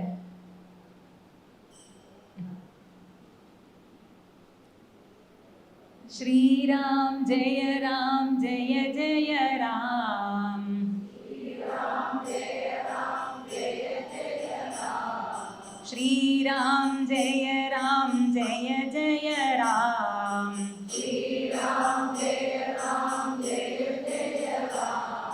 ശ്രീരാം ജയ രാം ജയ ജയ രാം, ശ്രീരാം ജയ രാം ജയ ജയ രാം, ശ്രീരാം ജയ രാം ജയ ജയ രാം, ശ്രീരാം ജയ രാം ജയ ജയ രാം, ശ്രീരാം ജയ രാം ജയ ജയ രാം, ശ്രീരാം ജയ രാം ജയ ജയ രാം, ശ്രീരാം ജയ രാം ജയ ജയ രാം, ശ്രീരാം ജയ രാം ജയ ജയ രാം, ശ്രീരാം ജയ രാം ജയ ജയ രാം,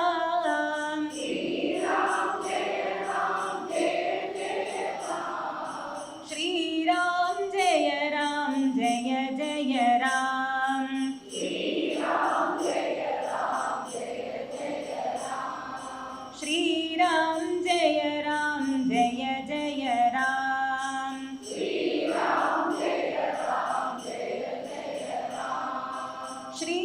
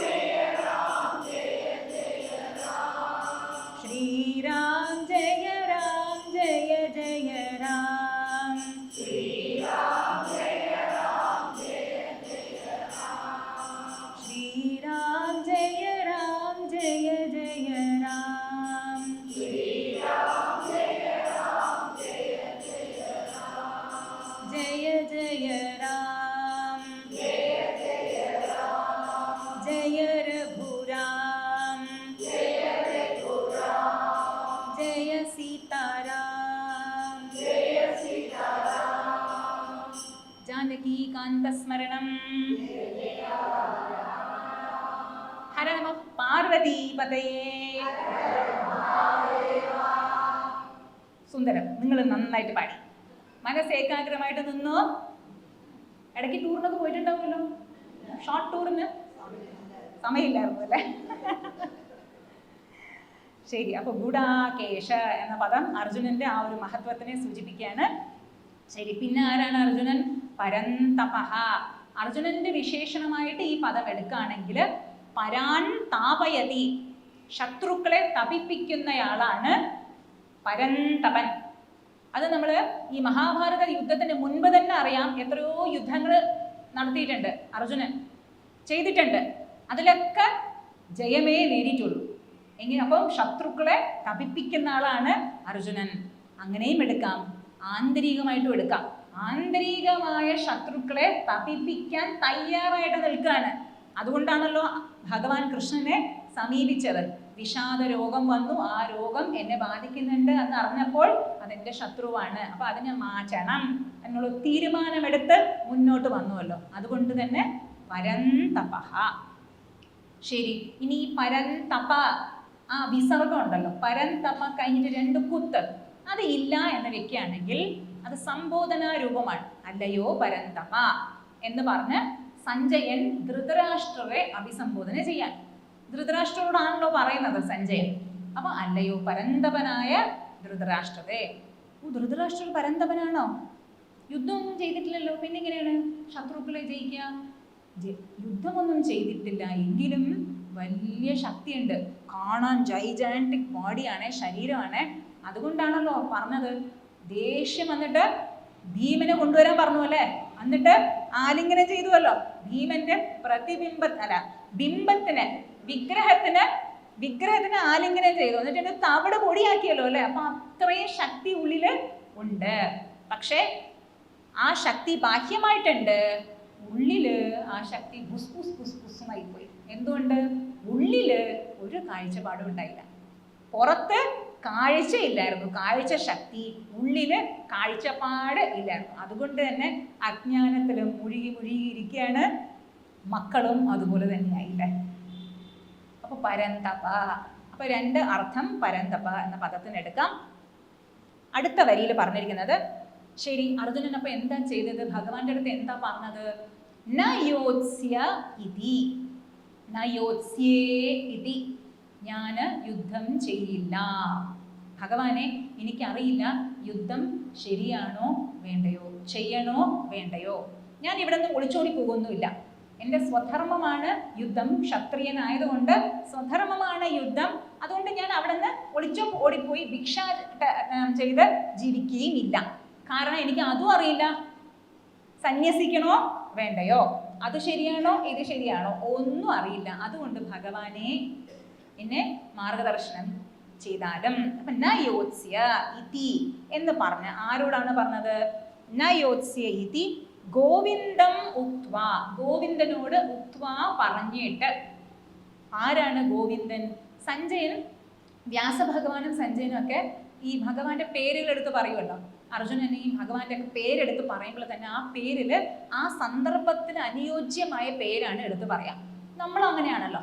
ദേഷ്യപ്പെട്ടിരിക്കുന്ന ആള് ഒന്ന് ശമിപ്പിക്കാൻ വേണ്ടി എന്ത് ചെയ്യും? നമ്മള് സോപ്പിടും അല്ലെ? ഓ സൗമ്യശീലയുള്ളവളെ, അപ്പൊ അത് പറയുമ്പോൾ തന്നെ നമ്മളൊന്ന് ശാന്തമാവും അല്ലെ? ദേഷ്യപ്പെട്ടിരിക്കുമ്പോൾ അതിന് കൗണ്ടററി ആയിട്ട് നമ്മൾ എന്താണോ ആവശ്യം ആ ഗുണങ്ങൾ നമ്മൾ പറഞ്ഞുകൊണ്ട് ആ പേരെടുത്ത് പറയും. അതേപോലെ ഇവിടെയും ഓരോരോ സന്ദർഭം അനുസരിച്ച് ആ പേരിന് അർത്ഥമുണ്ട്. ഗോവിന്ദൻ എന്ന് പറയുമ്പോൾ ഒരർത്ഥം, ഒരുപാട് അർത്ഥങ്ങളുണ്ട്. 2 അർത്ഥങ്ങൾ മാത്രം ഇവിടെ നമുക്ക് എടുക്കാം. ഗാം വിന്ദതി ഇതി ഗോവിന്ദഃ. ഗാം വിന്ദതി, ഗാം എന്ന് പറയുമ്പോൾ ഭൂമിദേവി, പൃഥ്വിയെ വിന്ദതി സംരക്ഷിക്കുന്നവൻ, പ്രൊട്ടക്റ്റ് ചെയ്യുന്നവൻ. ഭഗവാൻ അങ്ങനെയാണല്ലോ അല്ലെ?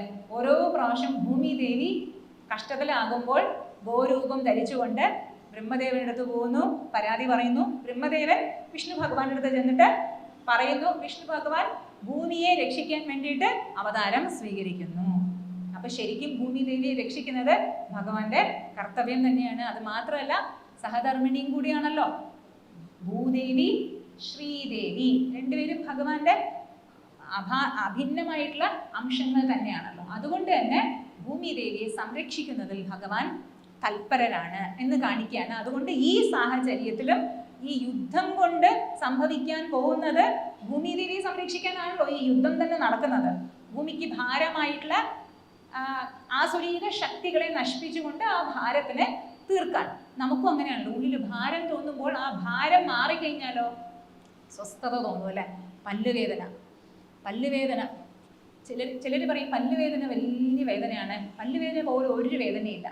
ചിലർ പറയും തലവേദന പോലെ ഒരു വേദനയില്ല. ചിലർ പറയും ഇല്ല മുട്ടുവേദന പോലെ ഒരു വേദനയില്ല. എല്ലാ വേദനയും അങ്ങനെ തന്നെയാണല്ലേ.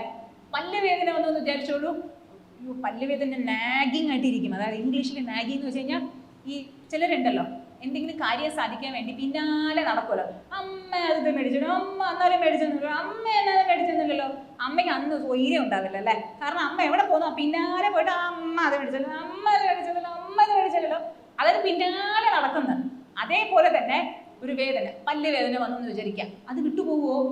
അങ്ങനെ ഒരു സൈഡിൽ ഇങ്ങനെ ഇരുന്നുകൊണ്ടിരിക്കില്ലേ. നമ്മൾ എന്ത് ചെയ്താലും ആ വേദന മനസ്സിന്റെ ഒരു ഭാഗത്ത് ആ വേദന ഇങ്ങനെ വന്നുകൊണ്ടിരിക്കും അല്ലേ. അപ്പൊ ഒരു ഭാരമാണല്ലോ അല്ലെ. ഭാരം, ആ ഭാരത്തിന് തീർക്കാൻ നമ്മൾ എന്ത് ചെയ്യുന്നു? മരുന്ന് കൊണ്ടുവരുന്നു. ഭഗവാന്റെ അവതാരം എന്താണ്? ഗ്രാമ്പു രൂപേണ ഭഗവാന്റെ അവതാരം. ഇല്ലെങ്കിൽ ഡോക്ടറെ സമീപിച്ചുകൊണ്ട് വേറെന്തെങ്കിലും മരുന്ന് രൂപത്തിൽ ഭഗവാന്റെ അവതാരം. ഇപ്പൊ എല്ലായിടത്തും ഭഗവാന്റെ അവതാരം ഉണ്ട്. ഭഗവാൻ നേരത്തെ സനൽജി പറഞ്ഞല്ലോ, ഭഗവാൻ ശംഖ് ചക്ര ഗദാധാരിയായിട്ട് ചതുർഭുജനായിട്ട് വരുമൊന്നുമില്ല. ആൾക്കാരുടെ രൂപത്തില്, വ്യക്തികളുടെ രൂപത്തില്, ഔഷധങ്ങളുടെ രൂപത്തില്. ചിലപ്പം SMS ഒരു മെസ്സേജ് ആയിരിക്കും വരിക അല്ലെ. ഒരു കുഞ്ഞു മെസ്സേജ് വരും. ഒരു മെസ്സേജ് ഞാൻ കണ്ടു, പറയാണ് അതില് ചിന്തകൾ വന്നോട്ടെ, പക്ഷെ അതിന് ഒരു ചെയറും കൊടുത്ത് ഇരുത്തി സ്വാഗതം ചെയ്യരുത്.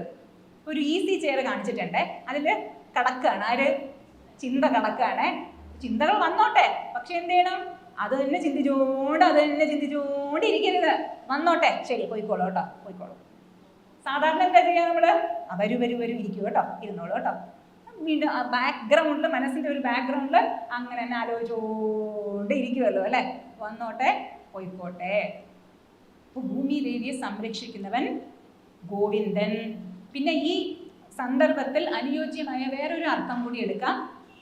ഗോവിന്ദ. ഗോ എന്ന് പറയുമ്പോൾ ശാസ്ത്ര ഗ്രന്ഥങ്ങൾ, വേദത്തിന്റെ അർത്ഥം, പൊരുള്, അല്ലെങ്കിൽ ശാസ്ത്ര ഗ്രന്ഥം. ആ ശാസ്ത്ര ഗ്രന്ഥത്തിലൂടെ ബിന്ദു എന്ന് വെച്ച് കഴിഞ്ഞാൽ അറിയേണ്ടവൻ. ശാസ്ത്രത്തിലൂടെ മാത്രമേ നമുക്ക് ഭഗവാനെ അറിയാൻ സാധിക്കുള്ളൂ. നിങ്ങൾക്ക് എല്ലാവർക്കും ഭഗവാനെ ഇഷ്ടമാണല്ലോ അല്ലെ. നമ്മൾ പറയും ഭഗവാനെ എനിക്ക് എത്ര ഇഷ്ടമാണെന്നറിയും ഭഗവാനെ. അങ്ങക്ക് ഞാൻ എല്ലാ ആഴ്ചയും നെയ്യ് അഭിഷേകം അല്ലെങ്കിൽ പാലഭിഷേകം ചെയ്യുന്നു, പഴം അഭിഷേകം ചെയ്യുന്നു, അത് ചെയ്യുന്നു, ഇത് ചെയ്യുന്നു. നമുക്ക് ആരെങ്കിലും ഇഷ്ടമാണെങ്കിൽ നമ്മൾ എന്ത് ചെയ്യും? അവരെ പറ്റി അറിയാൻ ശ്രമിക്കില്ലേ കൂടുതൽ? അതാണല്ലോ ഇഷ്ടത്തിന്റെ കൂടുതൽ ആ ഒരു ഇത് കാണിക്കുന്നത്. ഇഷ്ടം എങ്ങനെയാണ്? അറിവിലാണ് അവസാനിക്കുന്നത്. അതായത് ആരെയാണോ ഇഷ്ടപ്പെടുന്നത്, ഏത് വസ്തുവിനാണോ ഇഷ്ടപ്പെടുന്നത്, ആ ഇതിനെ കൂടുതൽ അറിഞ്ഞ് വരുന്നത്. അപ്പൊ ഭഗവാൻ പറയുന്നത് എന്നെ ഇഷ്ടമാണെങ്കിൽ എന്നെ അറിയാൻ ശ്രമിക്കണ്ടേ? അപ്പൊ അറിയണമെങ്കിൽ എങ്ങനെ അറിയും? ഭഗവാനെ അറിയാൻ ശാസ്ത്ര ഗ്രന്ഥത്തിലൂടെ മാത്രമേ പറ്റുള്ളൂ. ഭാഗവതമോ ഹരിനാമകീർത്തനം അതുപോലത്തെ ഒരുപാട് ശാസ്ത്ര ഗ്രന്ഥങ്ങളുണ്ടല്ലോ. വേദമാകുന്ന അടിസ്ഥാനത്തിൽ കെട്ടിപ്പടുത്തി ഉയർത്തിയ ഒരുപാട് ഗ്രന്ഥങ്ങൾ നമുക്ക് തന്നിട്ടുണ്ട് ഋഷീശ്വരന്മാർ. ആ ഗ്രന്ഥത്തിലൂടെ മാത്രമേ നമുക്ക് ഭഗവാനെ അറിയാൻ സാധിക്കുകയുള്ളൂ. ശാസ്ത്രം എന്ന് പറയുന്നത് വാക്ക് ദർപ്പണമാണെന്ന് പറയും. വാക്ക് ദർപ്പണം എന്തുകൊണ്ടാണ് അങ്ങനെ പറയുന്നത്? ഇപ്പം നമുക്ക് നമ്മുടെ തന്നെ മുഖത്തിനെ കാണണമെങ്കിൽ നേരിട്ട് കാണാൻ പറ്റുമോ? നമ്മുടെ കണ്ണ് ഉപയോഗിച്ച് നമുക്ക് കാണാൻ പറ്റില്ല. അപ്പം നമ്മൾ എന്ത് ചെയ്യുന്നു? ഒരു കണ്ണാടി ഇരിക്കുന്നു. കണ്ണാടിയിൽ നമ്മൾ കാണുമ്പോൾ നമ്മൾ ബാഹ്യത്തിലാണ് കാണുന്നത്, പുറത്തേക്കാണ് നമ്മൾ കാണുന്നത്. പുറത്തേക്ക് കണ്ടാലും ആ കണ്ണാടിയിൽ കാണുന്നത് ആരെയാണ്? എൻ്റെ തന്നെ മുഖത്തിനെയാണല്ലോ. അതേപോലെ ശാസ്ത്ര ഗ്രന്ഥങ്ങൾ വാക്കാകുന്ന ഋഷീശ്വരന്മാരുടെ ഭഗവാന്റെ വാക്കാകുന്ന കണ്ണാടിയാണ്. അത് നമ്മൾ ഗ്രഹിക്കുമ്പോൾ ശരിക്കും നമ്മൾ ബാഹ്യത്തിൽ നമ്മൾ ഗ്രഹിക്കുന്നത് പോലെയാണ് നമുക്ക് തോന്നുക. പക്ഷെ അതിൻ്റെ ഉള്ളില് ഗ്രഹിക്കപ്പെടുന്ന വസ്തു എന്താണ്? ഭഗവാൻ. ആ ഭഗവാൻ നമ്മുടെ ഉള്ളില് ഉണ്ട്. ഭഗവാൻ പുറത്തല്ലല്ലോ അല്ലെ, നമ്മുടെ ഉള്ളിൽ തന്നെ ഉണ്ട്. ഉള്ളിലുള്ള ഭഗവാൻ ഒരിക്കലും നഷ്ടപ്പെട്ടു പോകില്ല കേട്ടോ. പക്ഷെ പുറത്തുള്ള ഭഗവാനോ വന്നു പോവുകയും ചെയ്യല്ലോ അല്ലേ. ബാഹ്യമായിട്ട് ഭഗവാനെ പോയി കാണണ്ടെന്നല്ല, എവിടെ വേണമെങ്കിലും ഭഗവാനെ പോയി കണ്ടോളൂ. പത്മനാഭരെ പോയി കണ്ടോളൂ, ഗുരുവായൂരപ്പനെ പോയി കണ്ടോളൂ, തിരുപ്പതി ഗോവിന്ദ ഗോവിന്ദ, അതാ ഗോവിന്ദൻ തന്നെയാണല്ലോ അല്ലേ. ഗോവിന്ദനെ പോയി കണ്ടോളൂ, എവിടെയും പോയി കണ്ടോളൂ. പക്ഷേ അവസാനം അവിടെ പോയി കഴിഞ്ഞാലും ഇപ്പം തിരുപ്പതിയിൽ നിങ്ങൾ പോവാണ്. എത്ര പേര് തിരുപ്പതിയിൽ പോയിട്ടുണ്ട്? എല്ലാവരും പോയിട്ടുണ്ട്. ഓ ഈശ്വര കൊള്ളാമല്ലോ. കുറേ ക്യൂ ഒക്കെ നിന്നായിരിക്കും പോയിട്ടുണ്ടാവുക അല്ലേ. അപ്പൊ തിരുപ്പതിയിൽ നമ്മൾ പോവാണ്. പോയി അവിടെ നിന്നു മെല്ലെ ക്യൂ ക്യൂ ക്യൂ വരികയാണ്. അവസാന ക്യൂവിൽ ആ ഗർഭഗൃഹമുണ്ട്, അടുത്തെത്തി. അപ്പം ഒരു നല്ല വണ്ണമുള്ള ആൾ നിൽക്കുകയാണ് ഫ്രണ്ടില്. അതുകൊണ്ട് നമുക്ക് ഭഗവാനെ കാണാൻ പറ്റുന്നില്ല. കാരണം ആ വണ്ണമുള്ള ആൾ നമ്മളെക്കാളും 3 സൈസ് കൂടുതലാണ്. അപ്പം നമുക്ക് ഇങ്ങോട്ട് നോക്കുമ്പോഴും കാണുന്നില്ല, അങ്ങോട്ട് നോക്കുമ്പോഴും കാണുന്നില്ല. നമ്മൾ കുഞ്ഞ് സൈസ്, നല്ല പൊക്കമുണ്ടാതെ. അത് ഞാൻ പൊങ്ങി നോക്കി, എന്നിട്ട് എനിക്ക് ഭഗവാനെ കാണാൻ പറ്റുന്നില്ല. അങ്ങ് അറ്റം എത്തുന്നത് വരെ ഭഗവാനെ എനിക്ക് കാണാൻ പറ്റില്ല. പക്ഷെ എന്നാൽ കൂടിയും ആ ഭഗവാനെ കാണാമല്ലോ അവിടെ എത്തുമ്പോൾ എന്നുള്ളൊരു ചിന്തയാണല്ലോ അല്ലേ. ആ ഭഗവാനെ കാണാൻ വേണ്ടി കഷ്ടപ്പെട്ട് അങ്ങേ അറ്റം വരെ എത്തി. ആ വണ്ണമുള്ള ആള് മാറി. അപ്പൊ നമ്മൾ എന്ത് ചെയ്യുന്നു? ഭഗവാനെ കാണുന്നു. ആ കണ്ടുവല്ലോ എന്ന് പറഞ്ഞിട്ട് സന്തോഷിക്കുന്നു. ആ സന്തോഷിച്ച നിമിഷം കണ്ണുകളടങ്ങി. എന്തുകൊണ്ട്? എല്ലാവരും അങ്ങനെയല്ലേ ചെയ്യുന്നത്. ക്ഷേത്രത്തിൽ പോയിട്ട് ഭഗവാനെ കാണുന്നു, കണ്ണുകൾ അടയ്ക്കുന്നു ഇങ്ങനെ തോന്നിയിട്ട്. അപ്പൊ ശരിക്കും ആ ഭഗവാനെ ആരാണ്, എവിടെയാണ് നമ്മൾ കാണുന്നത്? നമ്മുടെ ഉള്ളിലാണല്ലോ അല്ലേ. ഭഗവാൻ പുറത്തല്ല, ഉള്ളിലുണ്ട് എന്ന് അറിയണമെങ്കിൽ എന്ത് പഠിക്കണം? ശാസ്ത്ര ഗ്രന്ഥങ്ങൾ പഠിക്കണം. അപ്പൊ നമ്മുടെ ശാസ്ത്ര ഗ്രന്ഥങ്ങളോട് മാത്രം അറിയപ്പെടേണ്ടവനാണ് ഭഗവാൻ. അതുകൊണ്ട് ഗോവിന്ദൻ എന്ന് പേര്. ശാസ്ത്ര ഗ്രന്ഥങ്ങളിൽ ആരാണ് ഭഗവാൻ? ഭഗവാന്റെ സ്വരൂപം എന്താണ്? ഭഗവാനും എനിക്കും തമ്മിൽ എന്താണ് ബന്ധം? ഭഗവാൻ ആനന്ദ സ്വരൂപനാണെങ്കിൽ അതുകൊണ്ട് എനിക്ക് എന്താണ് പ്രയോജനം? ഭഗവാൻ ആനന്ദ സ്വരൂപനാണ്. ഞാനിവിടെ കരച്ചിലും പിഴിച്ചിലും ബഹളമായിട്ട് ഇരിക്കുകയാണ് അല്ലെ. എന്ന് പറഞ്ഞിട്ട് അല്പജ്ഞനായ വ്യക്തിയായിട്ട് ഇരിക്കുകയാണ്. ഭഗവാൻ സർവജ്ഞനാണ്, പക്ഷെ ഞാനോ അല്പജ്ഞനായി ഇവിടെ കഷ്ടപ്പെടുകയാണ്. ഭഗവാൻ സർവവ്യാപിയാണ്. ഭഗവാൻ ഇസ് ഓൾ പെർവേഡിങ്. ഒരു ഇംഗ്ലീഷിൽ തമാശയായിട്ട് പറയും, Bhagwan is all pervading. I am not even whole pervading. മനസ്സിലായോ? I am not even whole pervading. ഈ ഹോള് പോലും അത്രയും ഇതുപോലും ഞാൻ വ്യാപിച്ചിട്ടില്ല. പക്ഷെ ഭഗവാനോ എല്ലായിടത്തും വ്യാപിച്ചിരിക്കുന്നവൻ. അങ്ങനെയുള്ള ഭഗവാനെ കൊണ്ട് എനിക്ക് എന്താണ് പ്രയോജനം? എനിക്ക് എന്തെങ്കിലും പ്രയോജനം വേണ്ടേ അല്ലേ? അപ്പോഴാണ് നമ്മുടെ ശാസ്ത്ര ഗ്രന്ഥങ്ങൾ പറയുന്നത് അതേ ഭഗവാൻ തന്നെ നമ്മുടെ ഉള്ളിലുണ്ട്. നമ്മൾ ആദ്യം കണ്ടുവല്ലോ, എൻ്റെ ശരിക്കുള്ള സ്വരൂപം നമ്മൾ അറിയുന്നില്ല. അത് ശാസ്ത്ര ഗ്രന്ഥത്തിലൂടെ അറിയുമ്പോൾ നമ്മൾ മനസ്സിലാക്കും നമ്മൾ ഭഗവാനും തമ്മിൽ വ്യത്യാസം ഇല്ല. അപ്പൊ ശാസ്ത്ര ഗ്രന്ഥങ്ങളിലൂടെ അറിയപ്പെടേണ്ടവനാണ് ഗോവിന്ദൻ. അങ്ങനെയുള്ള ഗോവിന്ദനോട് ഇങ്ങനെ പറഞ്ഞിട്ട് അർജുനൻ എന്ത് ചെയ്തു? തൂഷ്ണീം ബഭൂവ. മിണ്ടാതെ ഇരുന്നു. മിണ്ടാതെ ഇരിക്കണമല്ലോ അല്ലെ, എന്തെങ്കിലും പറയാൻ വേണ്ടിയിട്ട്. ഇപ്പൊ അതിഥികളൊക്കെ നമ്മുടെ വീട്ടിൽ നിന്ന് കഴിഞ്ഞാൽ രണ്ടുപേരും തമ്മിൽ കോമ്പറ്റീഷനാണ് പറയാൻ കാര്യങ്ങളല്ലേ. ഇല്ലേ? ഇപ്പൊ ആർക്കും കേൾക്കാൻ വയ്യ, എല്ലാവർക്കും പറഞ്ഞോണ്ടിരിക്കണം. പറയാനാണ് കൂടുതലും താല്പര്യം. അപ്പൊ ഫോണിൽ സംസാരിക്കുമ്പോൾ ഇങ്ങോട്ട് തന്നെ കാര്യങ്ങളൊക്കെ അങ്ങോട്ടാണ്. അത് അങ്ങനെയാണ് ഇങ്ങനെയാണ് കേട്ടോ, അപ്പുറത്തൊന്ന് അല്ല ഇത് ഇങ്ങനെയാണ്. അതുകൊണ്ട് സംവാദം കേൾക്കാൻ രസമാണ് അല്ലെ. എല്ലാവർക്കും പറയണം, കേൾക്കാൻ ആർക്കും താല്പര്യമില്ല. കേൾക്കണമെങ്കിൽ എന്ത് വേണം? മിണ്ടാതെ ഇരിക്കണം. ക്ഷേത്രത്തിൽ പോയിട്ട് മിണ്ടാതെ ഇരിക്കുകയാണെങ്കിൽ ഭഗവാൻ സംസാരിക്കുന്നത് നമുക്ക് കേൾക്കാൻ സാധിക്കും. ശരിക്കും കേൾക്കാൻ സാധിക്കും. എങ്ങനെയാണ് ഭഗവാൻ സംസാരിക്കുക? മൗനത്തിലൂടെയാണ് സംസാരിക്കുക. വാക്കിലും പവർഫുൾ ശക്തി ഉള്ളതാണ് മൗനം എന്ന് പറയും. അങ്ങനെ തൂഷ്ണീം ബഭൂവ. എന്നിട്ട് സഞ്ജയൻ പറയാണ് ഹ. സംസ്കൃതത്തില് ഹ എന്ന് പറയുമ്പോൾ ആശ്ചര്യം. എന്താണ് ആശ്ചര്യം? ഇത്തിരി നേരം മുൻപ് അവിടെ യുദ്ധത്തിന്റെ പുറപ്പാടായിരുന്നു അല്ലെ. ശംഖനാദം, ദുന്ദുവിനാദം, പെരുമ്പറഘോഷം, അതും ഇതൊക്കെ ബഹളം കേട്ടിരുന്നു എന്നാണ്. അർജുനന്റെ ബഹളവും കേട്ടു. ഇപ്പോഴോ എല്ലാം ശാന്തമായി. ഒരു ആധ്യാത്മിക ഫിലോസഫി ക്ലാസ് തുടങ്ങാൻ പോവാണ്. അതുകൊണ്ട് പറയാണ് ആഹാ എന്തൊരു അത്ഭുതം. ഇത്തിരി മുൻപ് എന്തായിരുന്നു സാഹചര്യം, ഇപ്പം എന്താണ് സാഹചര്യം? അപ്പൊ ആശ്ചര്യത്തിനെ സൂചിപ്പിക്കുകയാണ്. ആ ഹായിന് ഒരുപാട് അർത്ഥങ്ങളുണ്ട്. ഒരു അർത്ഥം കൂടി പറഞ്ഞിട്ട് നമുക്ക് മുന്നോട്ട് പോവാം. മുന്നോട്ടല്ല, ഒരു ബ്രേക്ക് ആവാം. ഒരു അർത്ഥം കൂടി. ഹ എന്ന് പറയുമ്പോൾ ആരാണ് ഈ അർജുനൻ? കോടീശ്വരനാണല്ലേ. സമ്പത്ത് മുഴുവൻ ഉണ്ടല്ലോ കയ്യിലല്ലേ. ഇനിയിപ്പോ യുദ്ധത്തിൽ ജയിച്ചാലും കിട്ടാൻ പോകുന്നത് സൗന്ദര്യോ മിസ്റ്റർ യൂണിവേഴ്സ് ആയിരുന്നു. ശരിയല്ലേ? നല്ല സുന്ദരനായിരുന്നു അല്ലേ. അതുകൊണ്ടാണല്ലോ എത്ര വിവാഹങ്ങൾ ഉണ്ടായി. രാജാക്കന്മാർക്കാവാമല്ലോ, ക്ഷത്രിയന്മാർക്ക് ആകാമല്ലോ അല്ലേ. അപ്പൊ കോട്ടീശ്വരനായിരുന്നു, സുന്ദരൻ മിസ്റ്റർ യൂണിവേഴ്സ് ആയിരുന്നു, പിന്നീടോ എന്തൊക്കെയുണ്ട് എല്ലാം ഡാൻസിൽ എക്സ്പേർട്ട് ആയിരുന്നു, സകലകലാ വല്ലഭനായിരുന്നു അർജുനൻ. എത്ര ഡിഗ്രികളാണുള്ളത് അർജുനന്, ഏതൊക്കെ ശാസ്ത്ര 64 കലകളും സ്വായത്തമാക്കി എന്ന് തന്നെ പറയാം അർജുനന്. അങ്ങനെയുള്ള അർജുനനും എന്തായി? വിഷാദ രോഗം ബാധിച്ചു. ആശ്ചര്യം. അപ്പൊ ഏത് ആനയും വീടുമല്ലേ ആട്. പുറത്തുള്ള ഈ അറിവുകളൊന്നും ഒരു പ്രയോജനം ഉണ്ടാകില്ല. ഒരു ബ്രേക്ക് ഡൗൺ ഉള്ളിൽ ഉണ്ടായാൽ മതി. എന്താണ്? അപ്പൊ പോയില്ലേ, പകർന്നില്ലേ. മനസ്സാണല്ലോ നമ്മളെ പിടിച്ച് അപ്പ വലിക്കുന്നത്. അപ്പൊ ഒന്നും സഹായിക്കില്ലല്ലോ. ഇവിടെ പറയണോ, കണ്ടു, ആശ്ചര്യം എന്ന് പറഞ്ഞിട്ട് പറയാം. അപ്പൊ ആ ആശ്ചര്യത്തിനെ നമ്മൾ ആസ്വദിക്കാം. The family which prays together stays together. Family which eats together stays together. എന്താണ്? ഏതൊരു കുടുംബത്തിലാണോ കൂടി ചേർന്നിട്ട് എല്ലാവരും ചേർന്നിട്ട് ഭക്ഷണം കഴിക്കുന്നത്, ആ കുടുംബം എപ്പോഴും ഒത്തൊരുമയോടുകൂടി ഉണ്ടാവുക. ഏതൊരു കുടുംബത്തിലാണ് ഒരുമിച്ച് എല്ലാ അംഗങ്ങളും കൂടി ചേർന്ന് പ്രാർത്ഥിക്കുന്നത്, ആ കുടുംബം അങ്ങനെ ഐക്യഭാവത്തോടു കൂടി ഉണ്ടാവും. അപ്പം നമ്മളും ഇപ്പം എല്ലാവരും കൂടി ചേർന്നിട്ട് ഭക്ഷണം കഴിച്ചു അല്ലേ. നല്ല വാഴയ്ക്കപ്പം, നല്ല ചായയൊക്കെ കുടിച്ചു. അതുകൊണ്ട് ഒരു സമാധാനമായിട്ട് ഇനി ഷുഗർ ഉള്ളവർക്ക് താഴെ ഷുഗർ ഡൗൺ ഒന്നും ആവില്ല.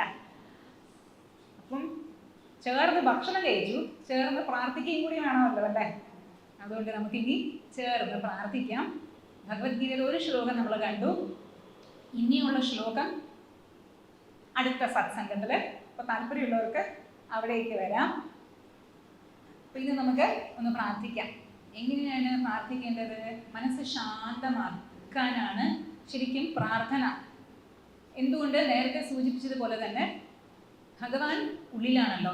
പക്ഷെ ആ ഉള്ളിലുള്ള ഭഗവാന്റെ പ്രതിബിംബം വ്യക്തമായിട്ട് കാണണമെങ്കിൽ മനസ്സ് ശാന്തമായാൽ മാത്രം മതി. വേറെ ഒന്നും ചെയ്യേണ്ട ആവശ്യമില്ല. ഭഗവാനെ ഉണ്ടാക്കേണ്ട ആവശ്യമില്ല. എന്തുകൊണ്ട്? ഭഗവാൻ നേരത്തെ തന്നെ ഉള്ളിലുണ്ട്. പക്ഷെ നമ്മുടെ മനസ്സിന്റെ ശ്രദ്ധ ബഹിർമുഖമായി അങ്ങനെ പുറത്തേക്ക് പോവാണ്. അതുകൊണ്ട് എന്ത് ചെയ്യുന്നു? അതിനെ പിടിച്ച് തിരിച്ചു വിടണം അല്ലേ. തിരിച്ചു വിട്ടിട്ട് അകത്തേക്ക് നോക്കൂ എന്ന് പറയണം. അകത്തേക്ക് നോക്കുമ്പോൾ കൂടുതൽ ശാന്തമാകുന്തോറും നമ്മൾ കാണുന്നു ഭഗവാൻ നമ്മുടെ ഉള്ളിലുണ്ടല്ലോ. ഒരു നിമിഷം പോലും നമ്മളെ വിട്ട് പിരിയാതെ ആനന്ദ സ്വരൂപമായിട്ട് ഭഗവാൻ ഉള്ളിൽ ഉണ്ട്. ഇപ്പൊ ചെയ്യാൻ പോകുന്ന പ്രാർത്ഥനയ്ക്ക് ഈ ആധ്യാത്മികമായ പ്രയോജനം മാത്രമല്ല ഉള്ളത്. പ്രാർത്ഥനയിലൂടെ മനസ്സിനെ കൂടുതൽ ശക്തിപ്പെടുത്താണ്. ആ മനസ്സ് ഉപയോഗിച്ച് ഏത് രംഗത്തും നമുക്ക് സുന്ദരമായിട്ട് പ്രവർത്തിക്കാൻ സാധിക്കും. അതാണല്ലോ ആവശ്യം അല്ലേ. ശാന്തമായ മനസ്സ് വളരെ പവർഫുൾ സോഴ്സ് ഓഫ് എനർജി ആണെന്ന് പറയും. ശാന്തമായി ഇരുന്ന് കഴിഞ്ഞാൽ നമ്മുടെ തൊട്ടടുത്ത് വരുന്നവർക്ക് പോലും ആ ശാന്തി കട്ട് ചെയ്തെടുക്കാൻ പറ്റും. അങ്ങനത്തെ ഭാഗത്തിന് അനുഭവവേദ്യമായി തീരുന്നതാണ്.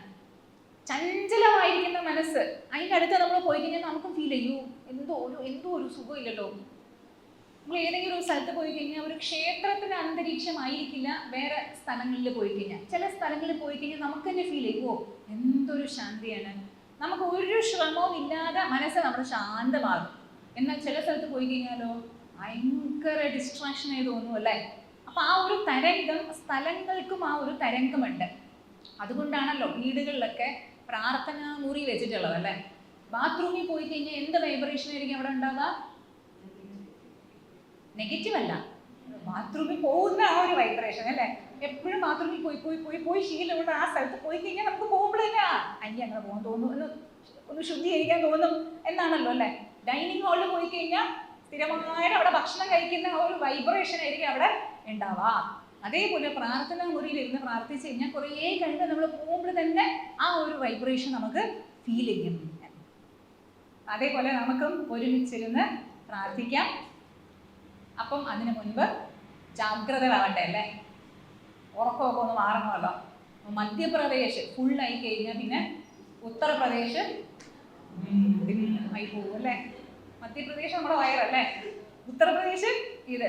അതുകൊണ്ടാണ് പറയുന്നത് ഭക്ഷണം കഴിച്ചു കഴിഞ്ഞ് ക്ലാസ്സിലൊന്നും ഇരിക്കരുത്. എന്തുകൊണ്ട്? അപ്പൊ കൂടുതൽ ശ്രദ്ധ മധ്യപ്രദേശ് ആയിരിക്കും വരുത്താം. അപ്പൊ ഉത്തർപ്രദേശ് എന്നായി പോകും. അതുകൊണ്ട് തന്നെ ഒരു ചെറിയൊരു എക്സസൈസ് പറയാൻ പോവാണ്. ചെറിയൊരു എക്സസൈസ് മുട്ടുവേദനയുള്ളവർക്കും നടുവേദനയുള്ളവർക്കും എല്ലാവർക്കും ചെയ്യാം. ശരിയാണ്. എന്താണ് വേണ്ടത്? എണീറ്റ് നിൽക്കുക, ഇരിക്കാം. ചെയറിൽ തന്നെ ഒന്ന് എണീറ്റ് ഇരിക്കാം. എന്നിട്ട് ഇരിക്കാം. എണീക്കാം, ഇരിക്കാം, എണീക്കാം, ഇരിക്കാം, എണീക്കാം, ഇരിക്കാം, എണീക്കാം, ഇരിക്കാം. ശരി, സന്തോഷം. ഉറക്കം പോയല്ലോ അല്ലേ? കയ്യിന് ഒരു എക്സസൈസ് ആയല്ലോ. ഇത് ദിവസം ചെയ്യാൻ വളരെ നല്ലതാണ്. എണീറ്റിരിക്കുക ഏത്തം ഇടുന്നതിൻ്റെ തുല്യമാണ്. പണ്ടൊക്കെ നമ്മൾ ഏത്തം ഇടുമായിരുന്നല്ലോ, താഴെ കുനിയാൻ പറ്റില്ലല്ലോ, മുട്ടുവേദനയൊക്കെയാണല്ലോ ഇപ്പം. അതുകൊണ്ട് ഇങ്ങനെ ചെയ്യുന്നത് മുട്ടിന് വളരെ നല്ലതാണ്.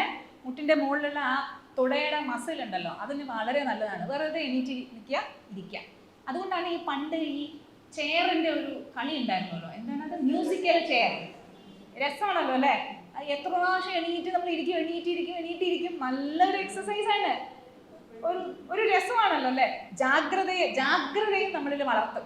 കളികളൊക്കെയും രസമാണല്ലോ അല്ലേ? ശരി, ഇനി നമുക്ക് പ്രാർത്ഥിക്കാം. നട്ടല് നിവാരം നിന്നിട്ട് ബാഗ് പുസ്തകമൊക്കെ താഴെ വെച്ചോളൂ. കൈ മടിയിൽ എങ്ങനെ വേണമെങ്കിലും വെക്കാം.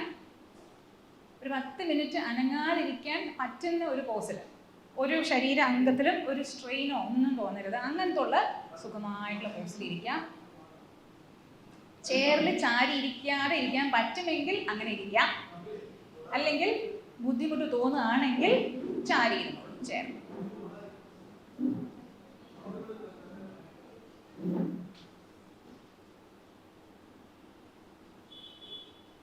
ഇനി മെല്ലെ കണ്ണുകൾ അടച്ചോ.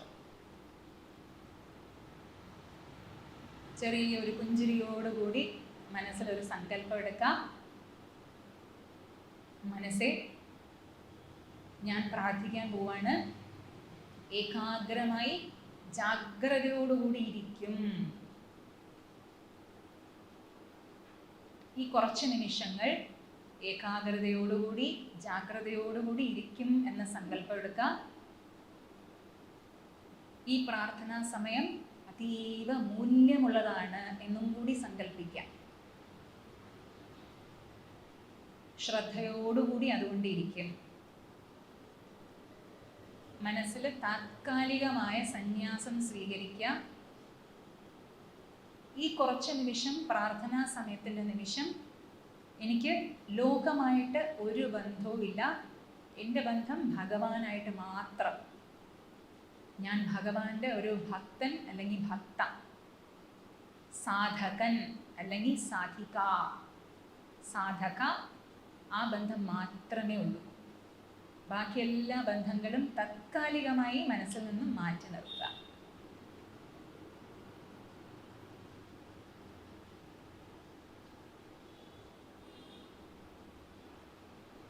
ഇനി മെല്ലെ മനസ്സിൻ്റെ ശ്രദ്ധയെ ശരീരത്തിലേക്ക്, നമ്മുടെ സ്വന്തം ശരീരത്തിലേക്ക് തിരിച്ചുവിടുക. ശരീരത്തിൻ്റെ ശിരസ് മുതൽ പാദം വരെയുള്ള ഭാഗങ്ങൾ ഒന്ന് മനസ്സുകൊണ്ട് നോക്കുക. ശരീരം സുന്ദരമായിട്ടുള്ള ഒരു ഉപകരണം നമുക്ക് ഭഗവാൻ തന്നിരിക്കുന്നു. ഭഗവാനിലേക്ക് എത്താൻ ആ ശരീരത്തിന് പ്രേമപൂർവം, നന്ദിപൂർവം ഒന്ന് ശ്രദ്ധിക്കാം.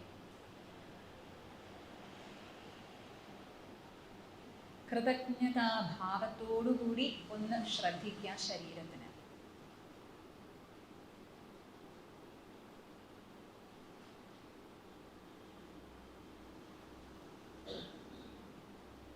ഇനി മെല്ലെ മനസ്സിൻ്റെ ശ്രദ്ധയെ സ്വന്തം ശ്വാസത്തിലേക്ക് കൊടുക്കുക.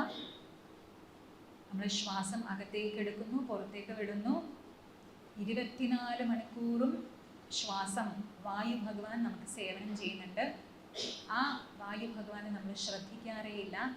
അതുകൊണ്ട് ആ വായു ഭഗവാനെ പ്രേമപൂർവം, നന്ദിപൂർവം, കൃതജ്ഞതാപൂർവം നമ്മൾ ശ്രദ്ധിക്കാൻ പോകുന്നു. ശ്വാസം അകത്തേക്ക് എടുക്കുന്നതും പുറത്തേക്ക് വിടുന്നതും ശ്രദ്ധയോടുകൂടി ചെയ്യാം. ശ്വാസം അകത്തേക്ക് എടുക്കുമ്പോൾ മനസ്സിൽ ഹരി എന്ന് ഉച്ചരിക്കാം. മനസ്സിൽ. ശ്വാസം പുറത്തേക്ക് വിടുമ്പോൾ ഓം എന്ന് മനസ്സിൽ ഉച്ചരിക്കാം. ശ്വാസം അകത്തേക്ക് എടുക്കുമ്പോൾ മനസ്സിൽ ഹരി എന്ന് പറഞ്ഞുകൊണ്ട് എടുക്കാം.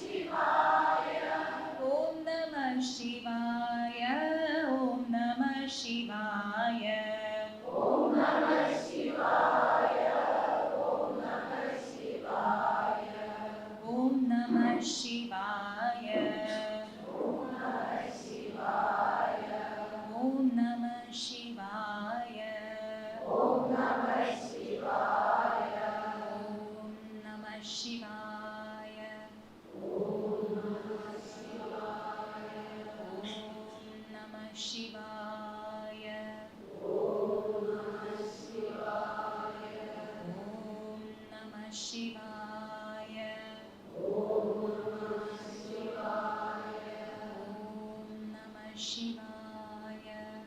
ഓം നമഃ ശിവായ. ഓം നമഃ ശിവായ. ഓം നമഃ ശിവായ.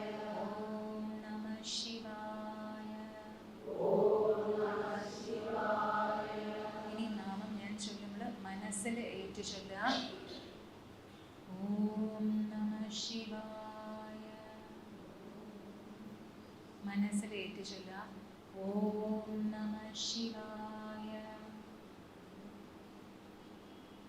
ഓം നമഃ ശിവായ. ഓം നമഃ ശിവായ. ഓം നമഃ ശിവായ. ഓം നമഃ ശിവായ. ഓം നമഃ ശിവായ. ഓം നമഃ ശിവായ. ഓം നമഃ ശിവായ. ഓം നമഃ ശിവായ. ഓം നമഃ ശിവായ. മന്ത്രം ഉള്ളിൽ അലിഞ്ഞ് അഗാധമായ ഒരു ശാന്തി നിറയുന്നതായിട്ടൊന്ന് ഭാവന ചെയ്യാം.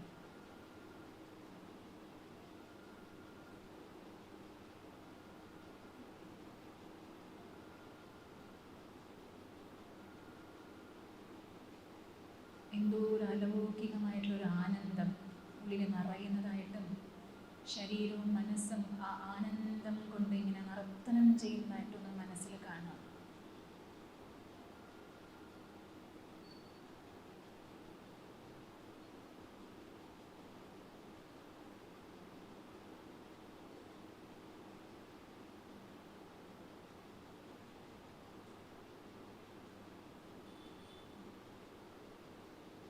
ഈ ആനന്ദവും ശാന്തിയും ലോകത്തിൽ എല്ലാവർക്കും ഉണ്ടാവട്ടെ.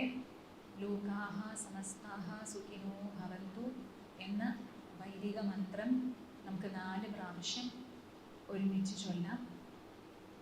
ലോകാഹ സമസ്താഹ സുഖിനോ ഭവന്തു. ലോകാഹ സമസ്താഹ സുഖിനോ ഭവന്തു. ലോകാഹ സമസ്താഹ സുഖിനോ ഭവന്തു. ലോകാഹ സമസ്താഹ സുഖിനോ ഭവന്തു. ഓം ശാന്തി ശാന്തി ശാന്തി.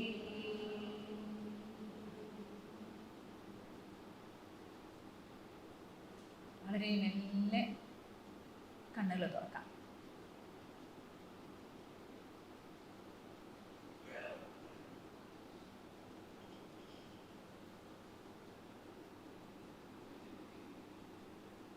ഇതൊരു ദിവസം ചെയ്താൽ പോരാ, ദിവസവും ചെയ്യണം. ദിവസവും ചെയ്യുകയാണെങ്കിൽ അതിൻ്റെ ഒരു ഫലം നമുക്ക് തന്നെ അറിയാൻ സാധിക്കും. ധ്യാനം സ്വർണം പോലെ മൂല്യമുള്ളതാണെന്ന് അമൃതാനന്ദമയി അമ്മ പറയും. സ്വർണം പോലെ, സ്വർണത്തിന് പോലും അതിൻ്റെ മൂല്യത്തിനടുത്ത് വരാൻ സാധിക്കില്ല. പക്ഷേ അത് ദിവസവും ചെയ്യണം. എന്നാലേ മനസ്സിൻ്റെ ആ ഒരു ശക്തി നമുക്ക് തുറന്ന് കിട്ടുമോ. ആ ശക്തി എല്ലാവർക്കും കിട്ടട്ടെ. ഈ NSS ഹാളിൻ്റെ NSS ഭാരവാഹികൾക്ക്, കമ്മിറ്റി അംഗങ്ങൾക്ക് പ്രത്യേകം നന്ദി പറയുന്നു. പഠിതാക്കൾക്കും, ഉഷ ചേച്ചിയുടെ പഠിതാക്കൾക്കും, ഉഷ ചേച്ചിക്കും, നിങ്ങളെല്ലാവരും നല്ല ഉഷാറായിട്ട് തന്നെയാണ് കേട്ടിരുന്നത് കേട്ടോ. എനിക്കിവിടെ നിന്ന് കാണാമല്ലോ, ഉറക്കം തൂങ്ങിയിട്ടൊന്നുമില്ല, നല്ല ഫ്രഷ് ആയിട്ട് തന്നെയാണ് മുഖം ഉണ്ടായിരുന്നത്. അപ്പം എനിക്ക് സന്തോഷം തന്നെയാണ് തോന്നിയത് സംസാരിക്കുമ്പോൾ.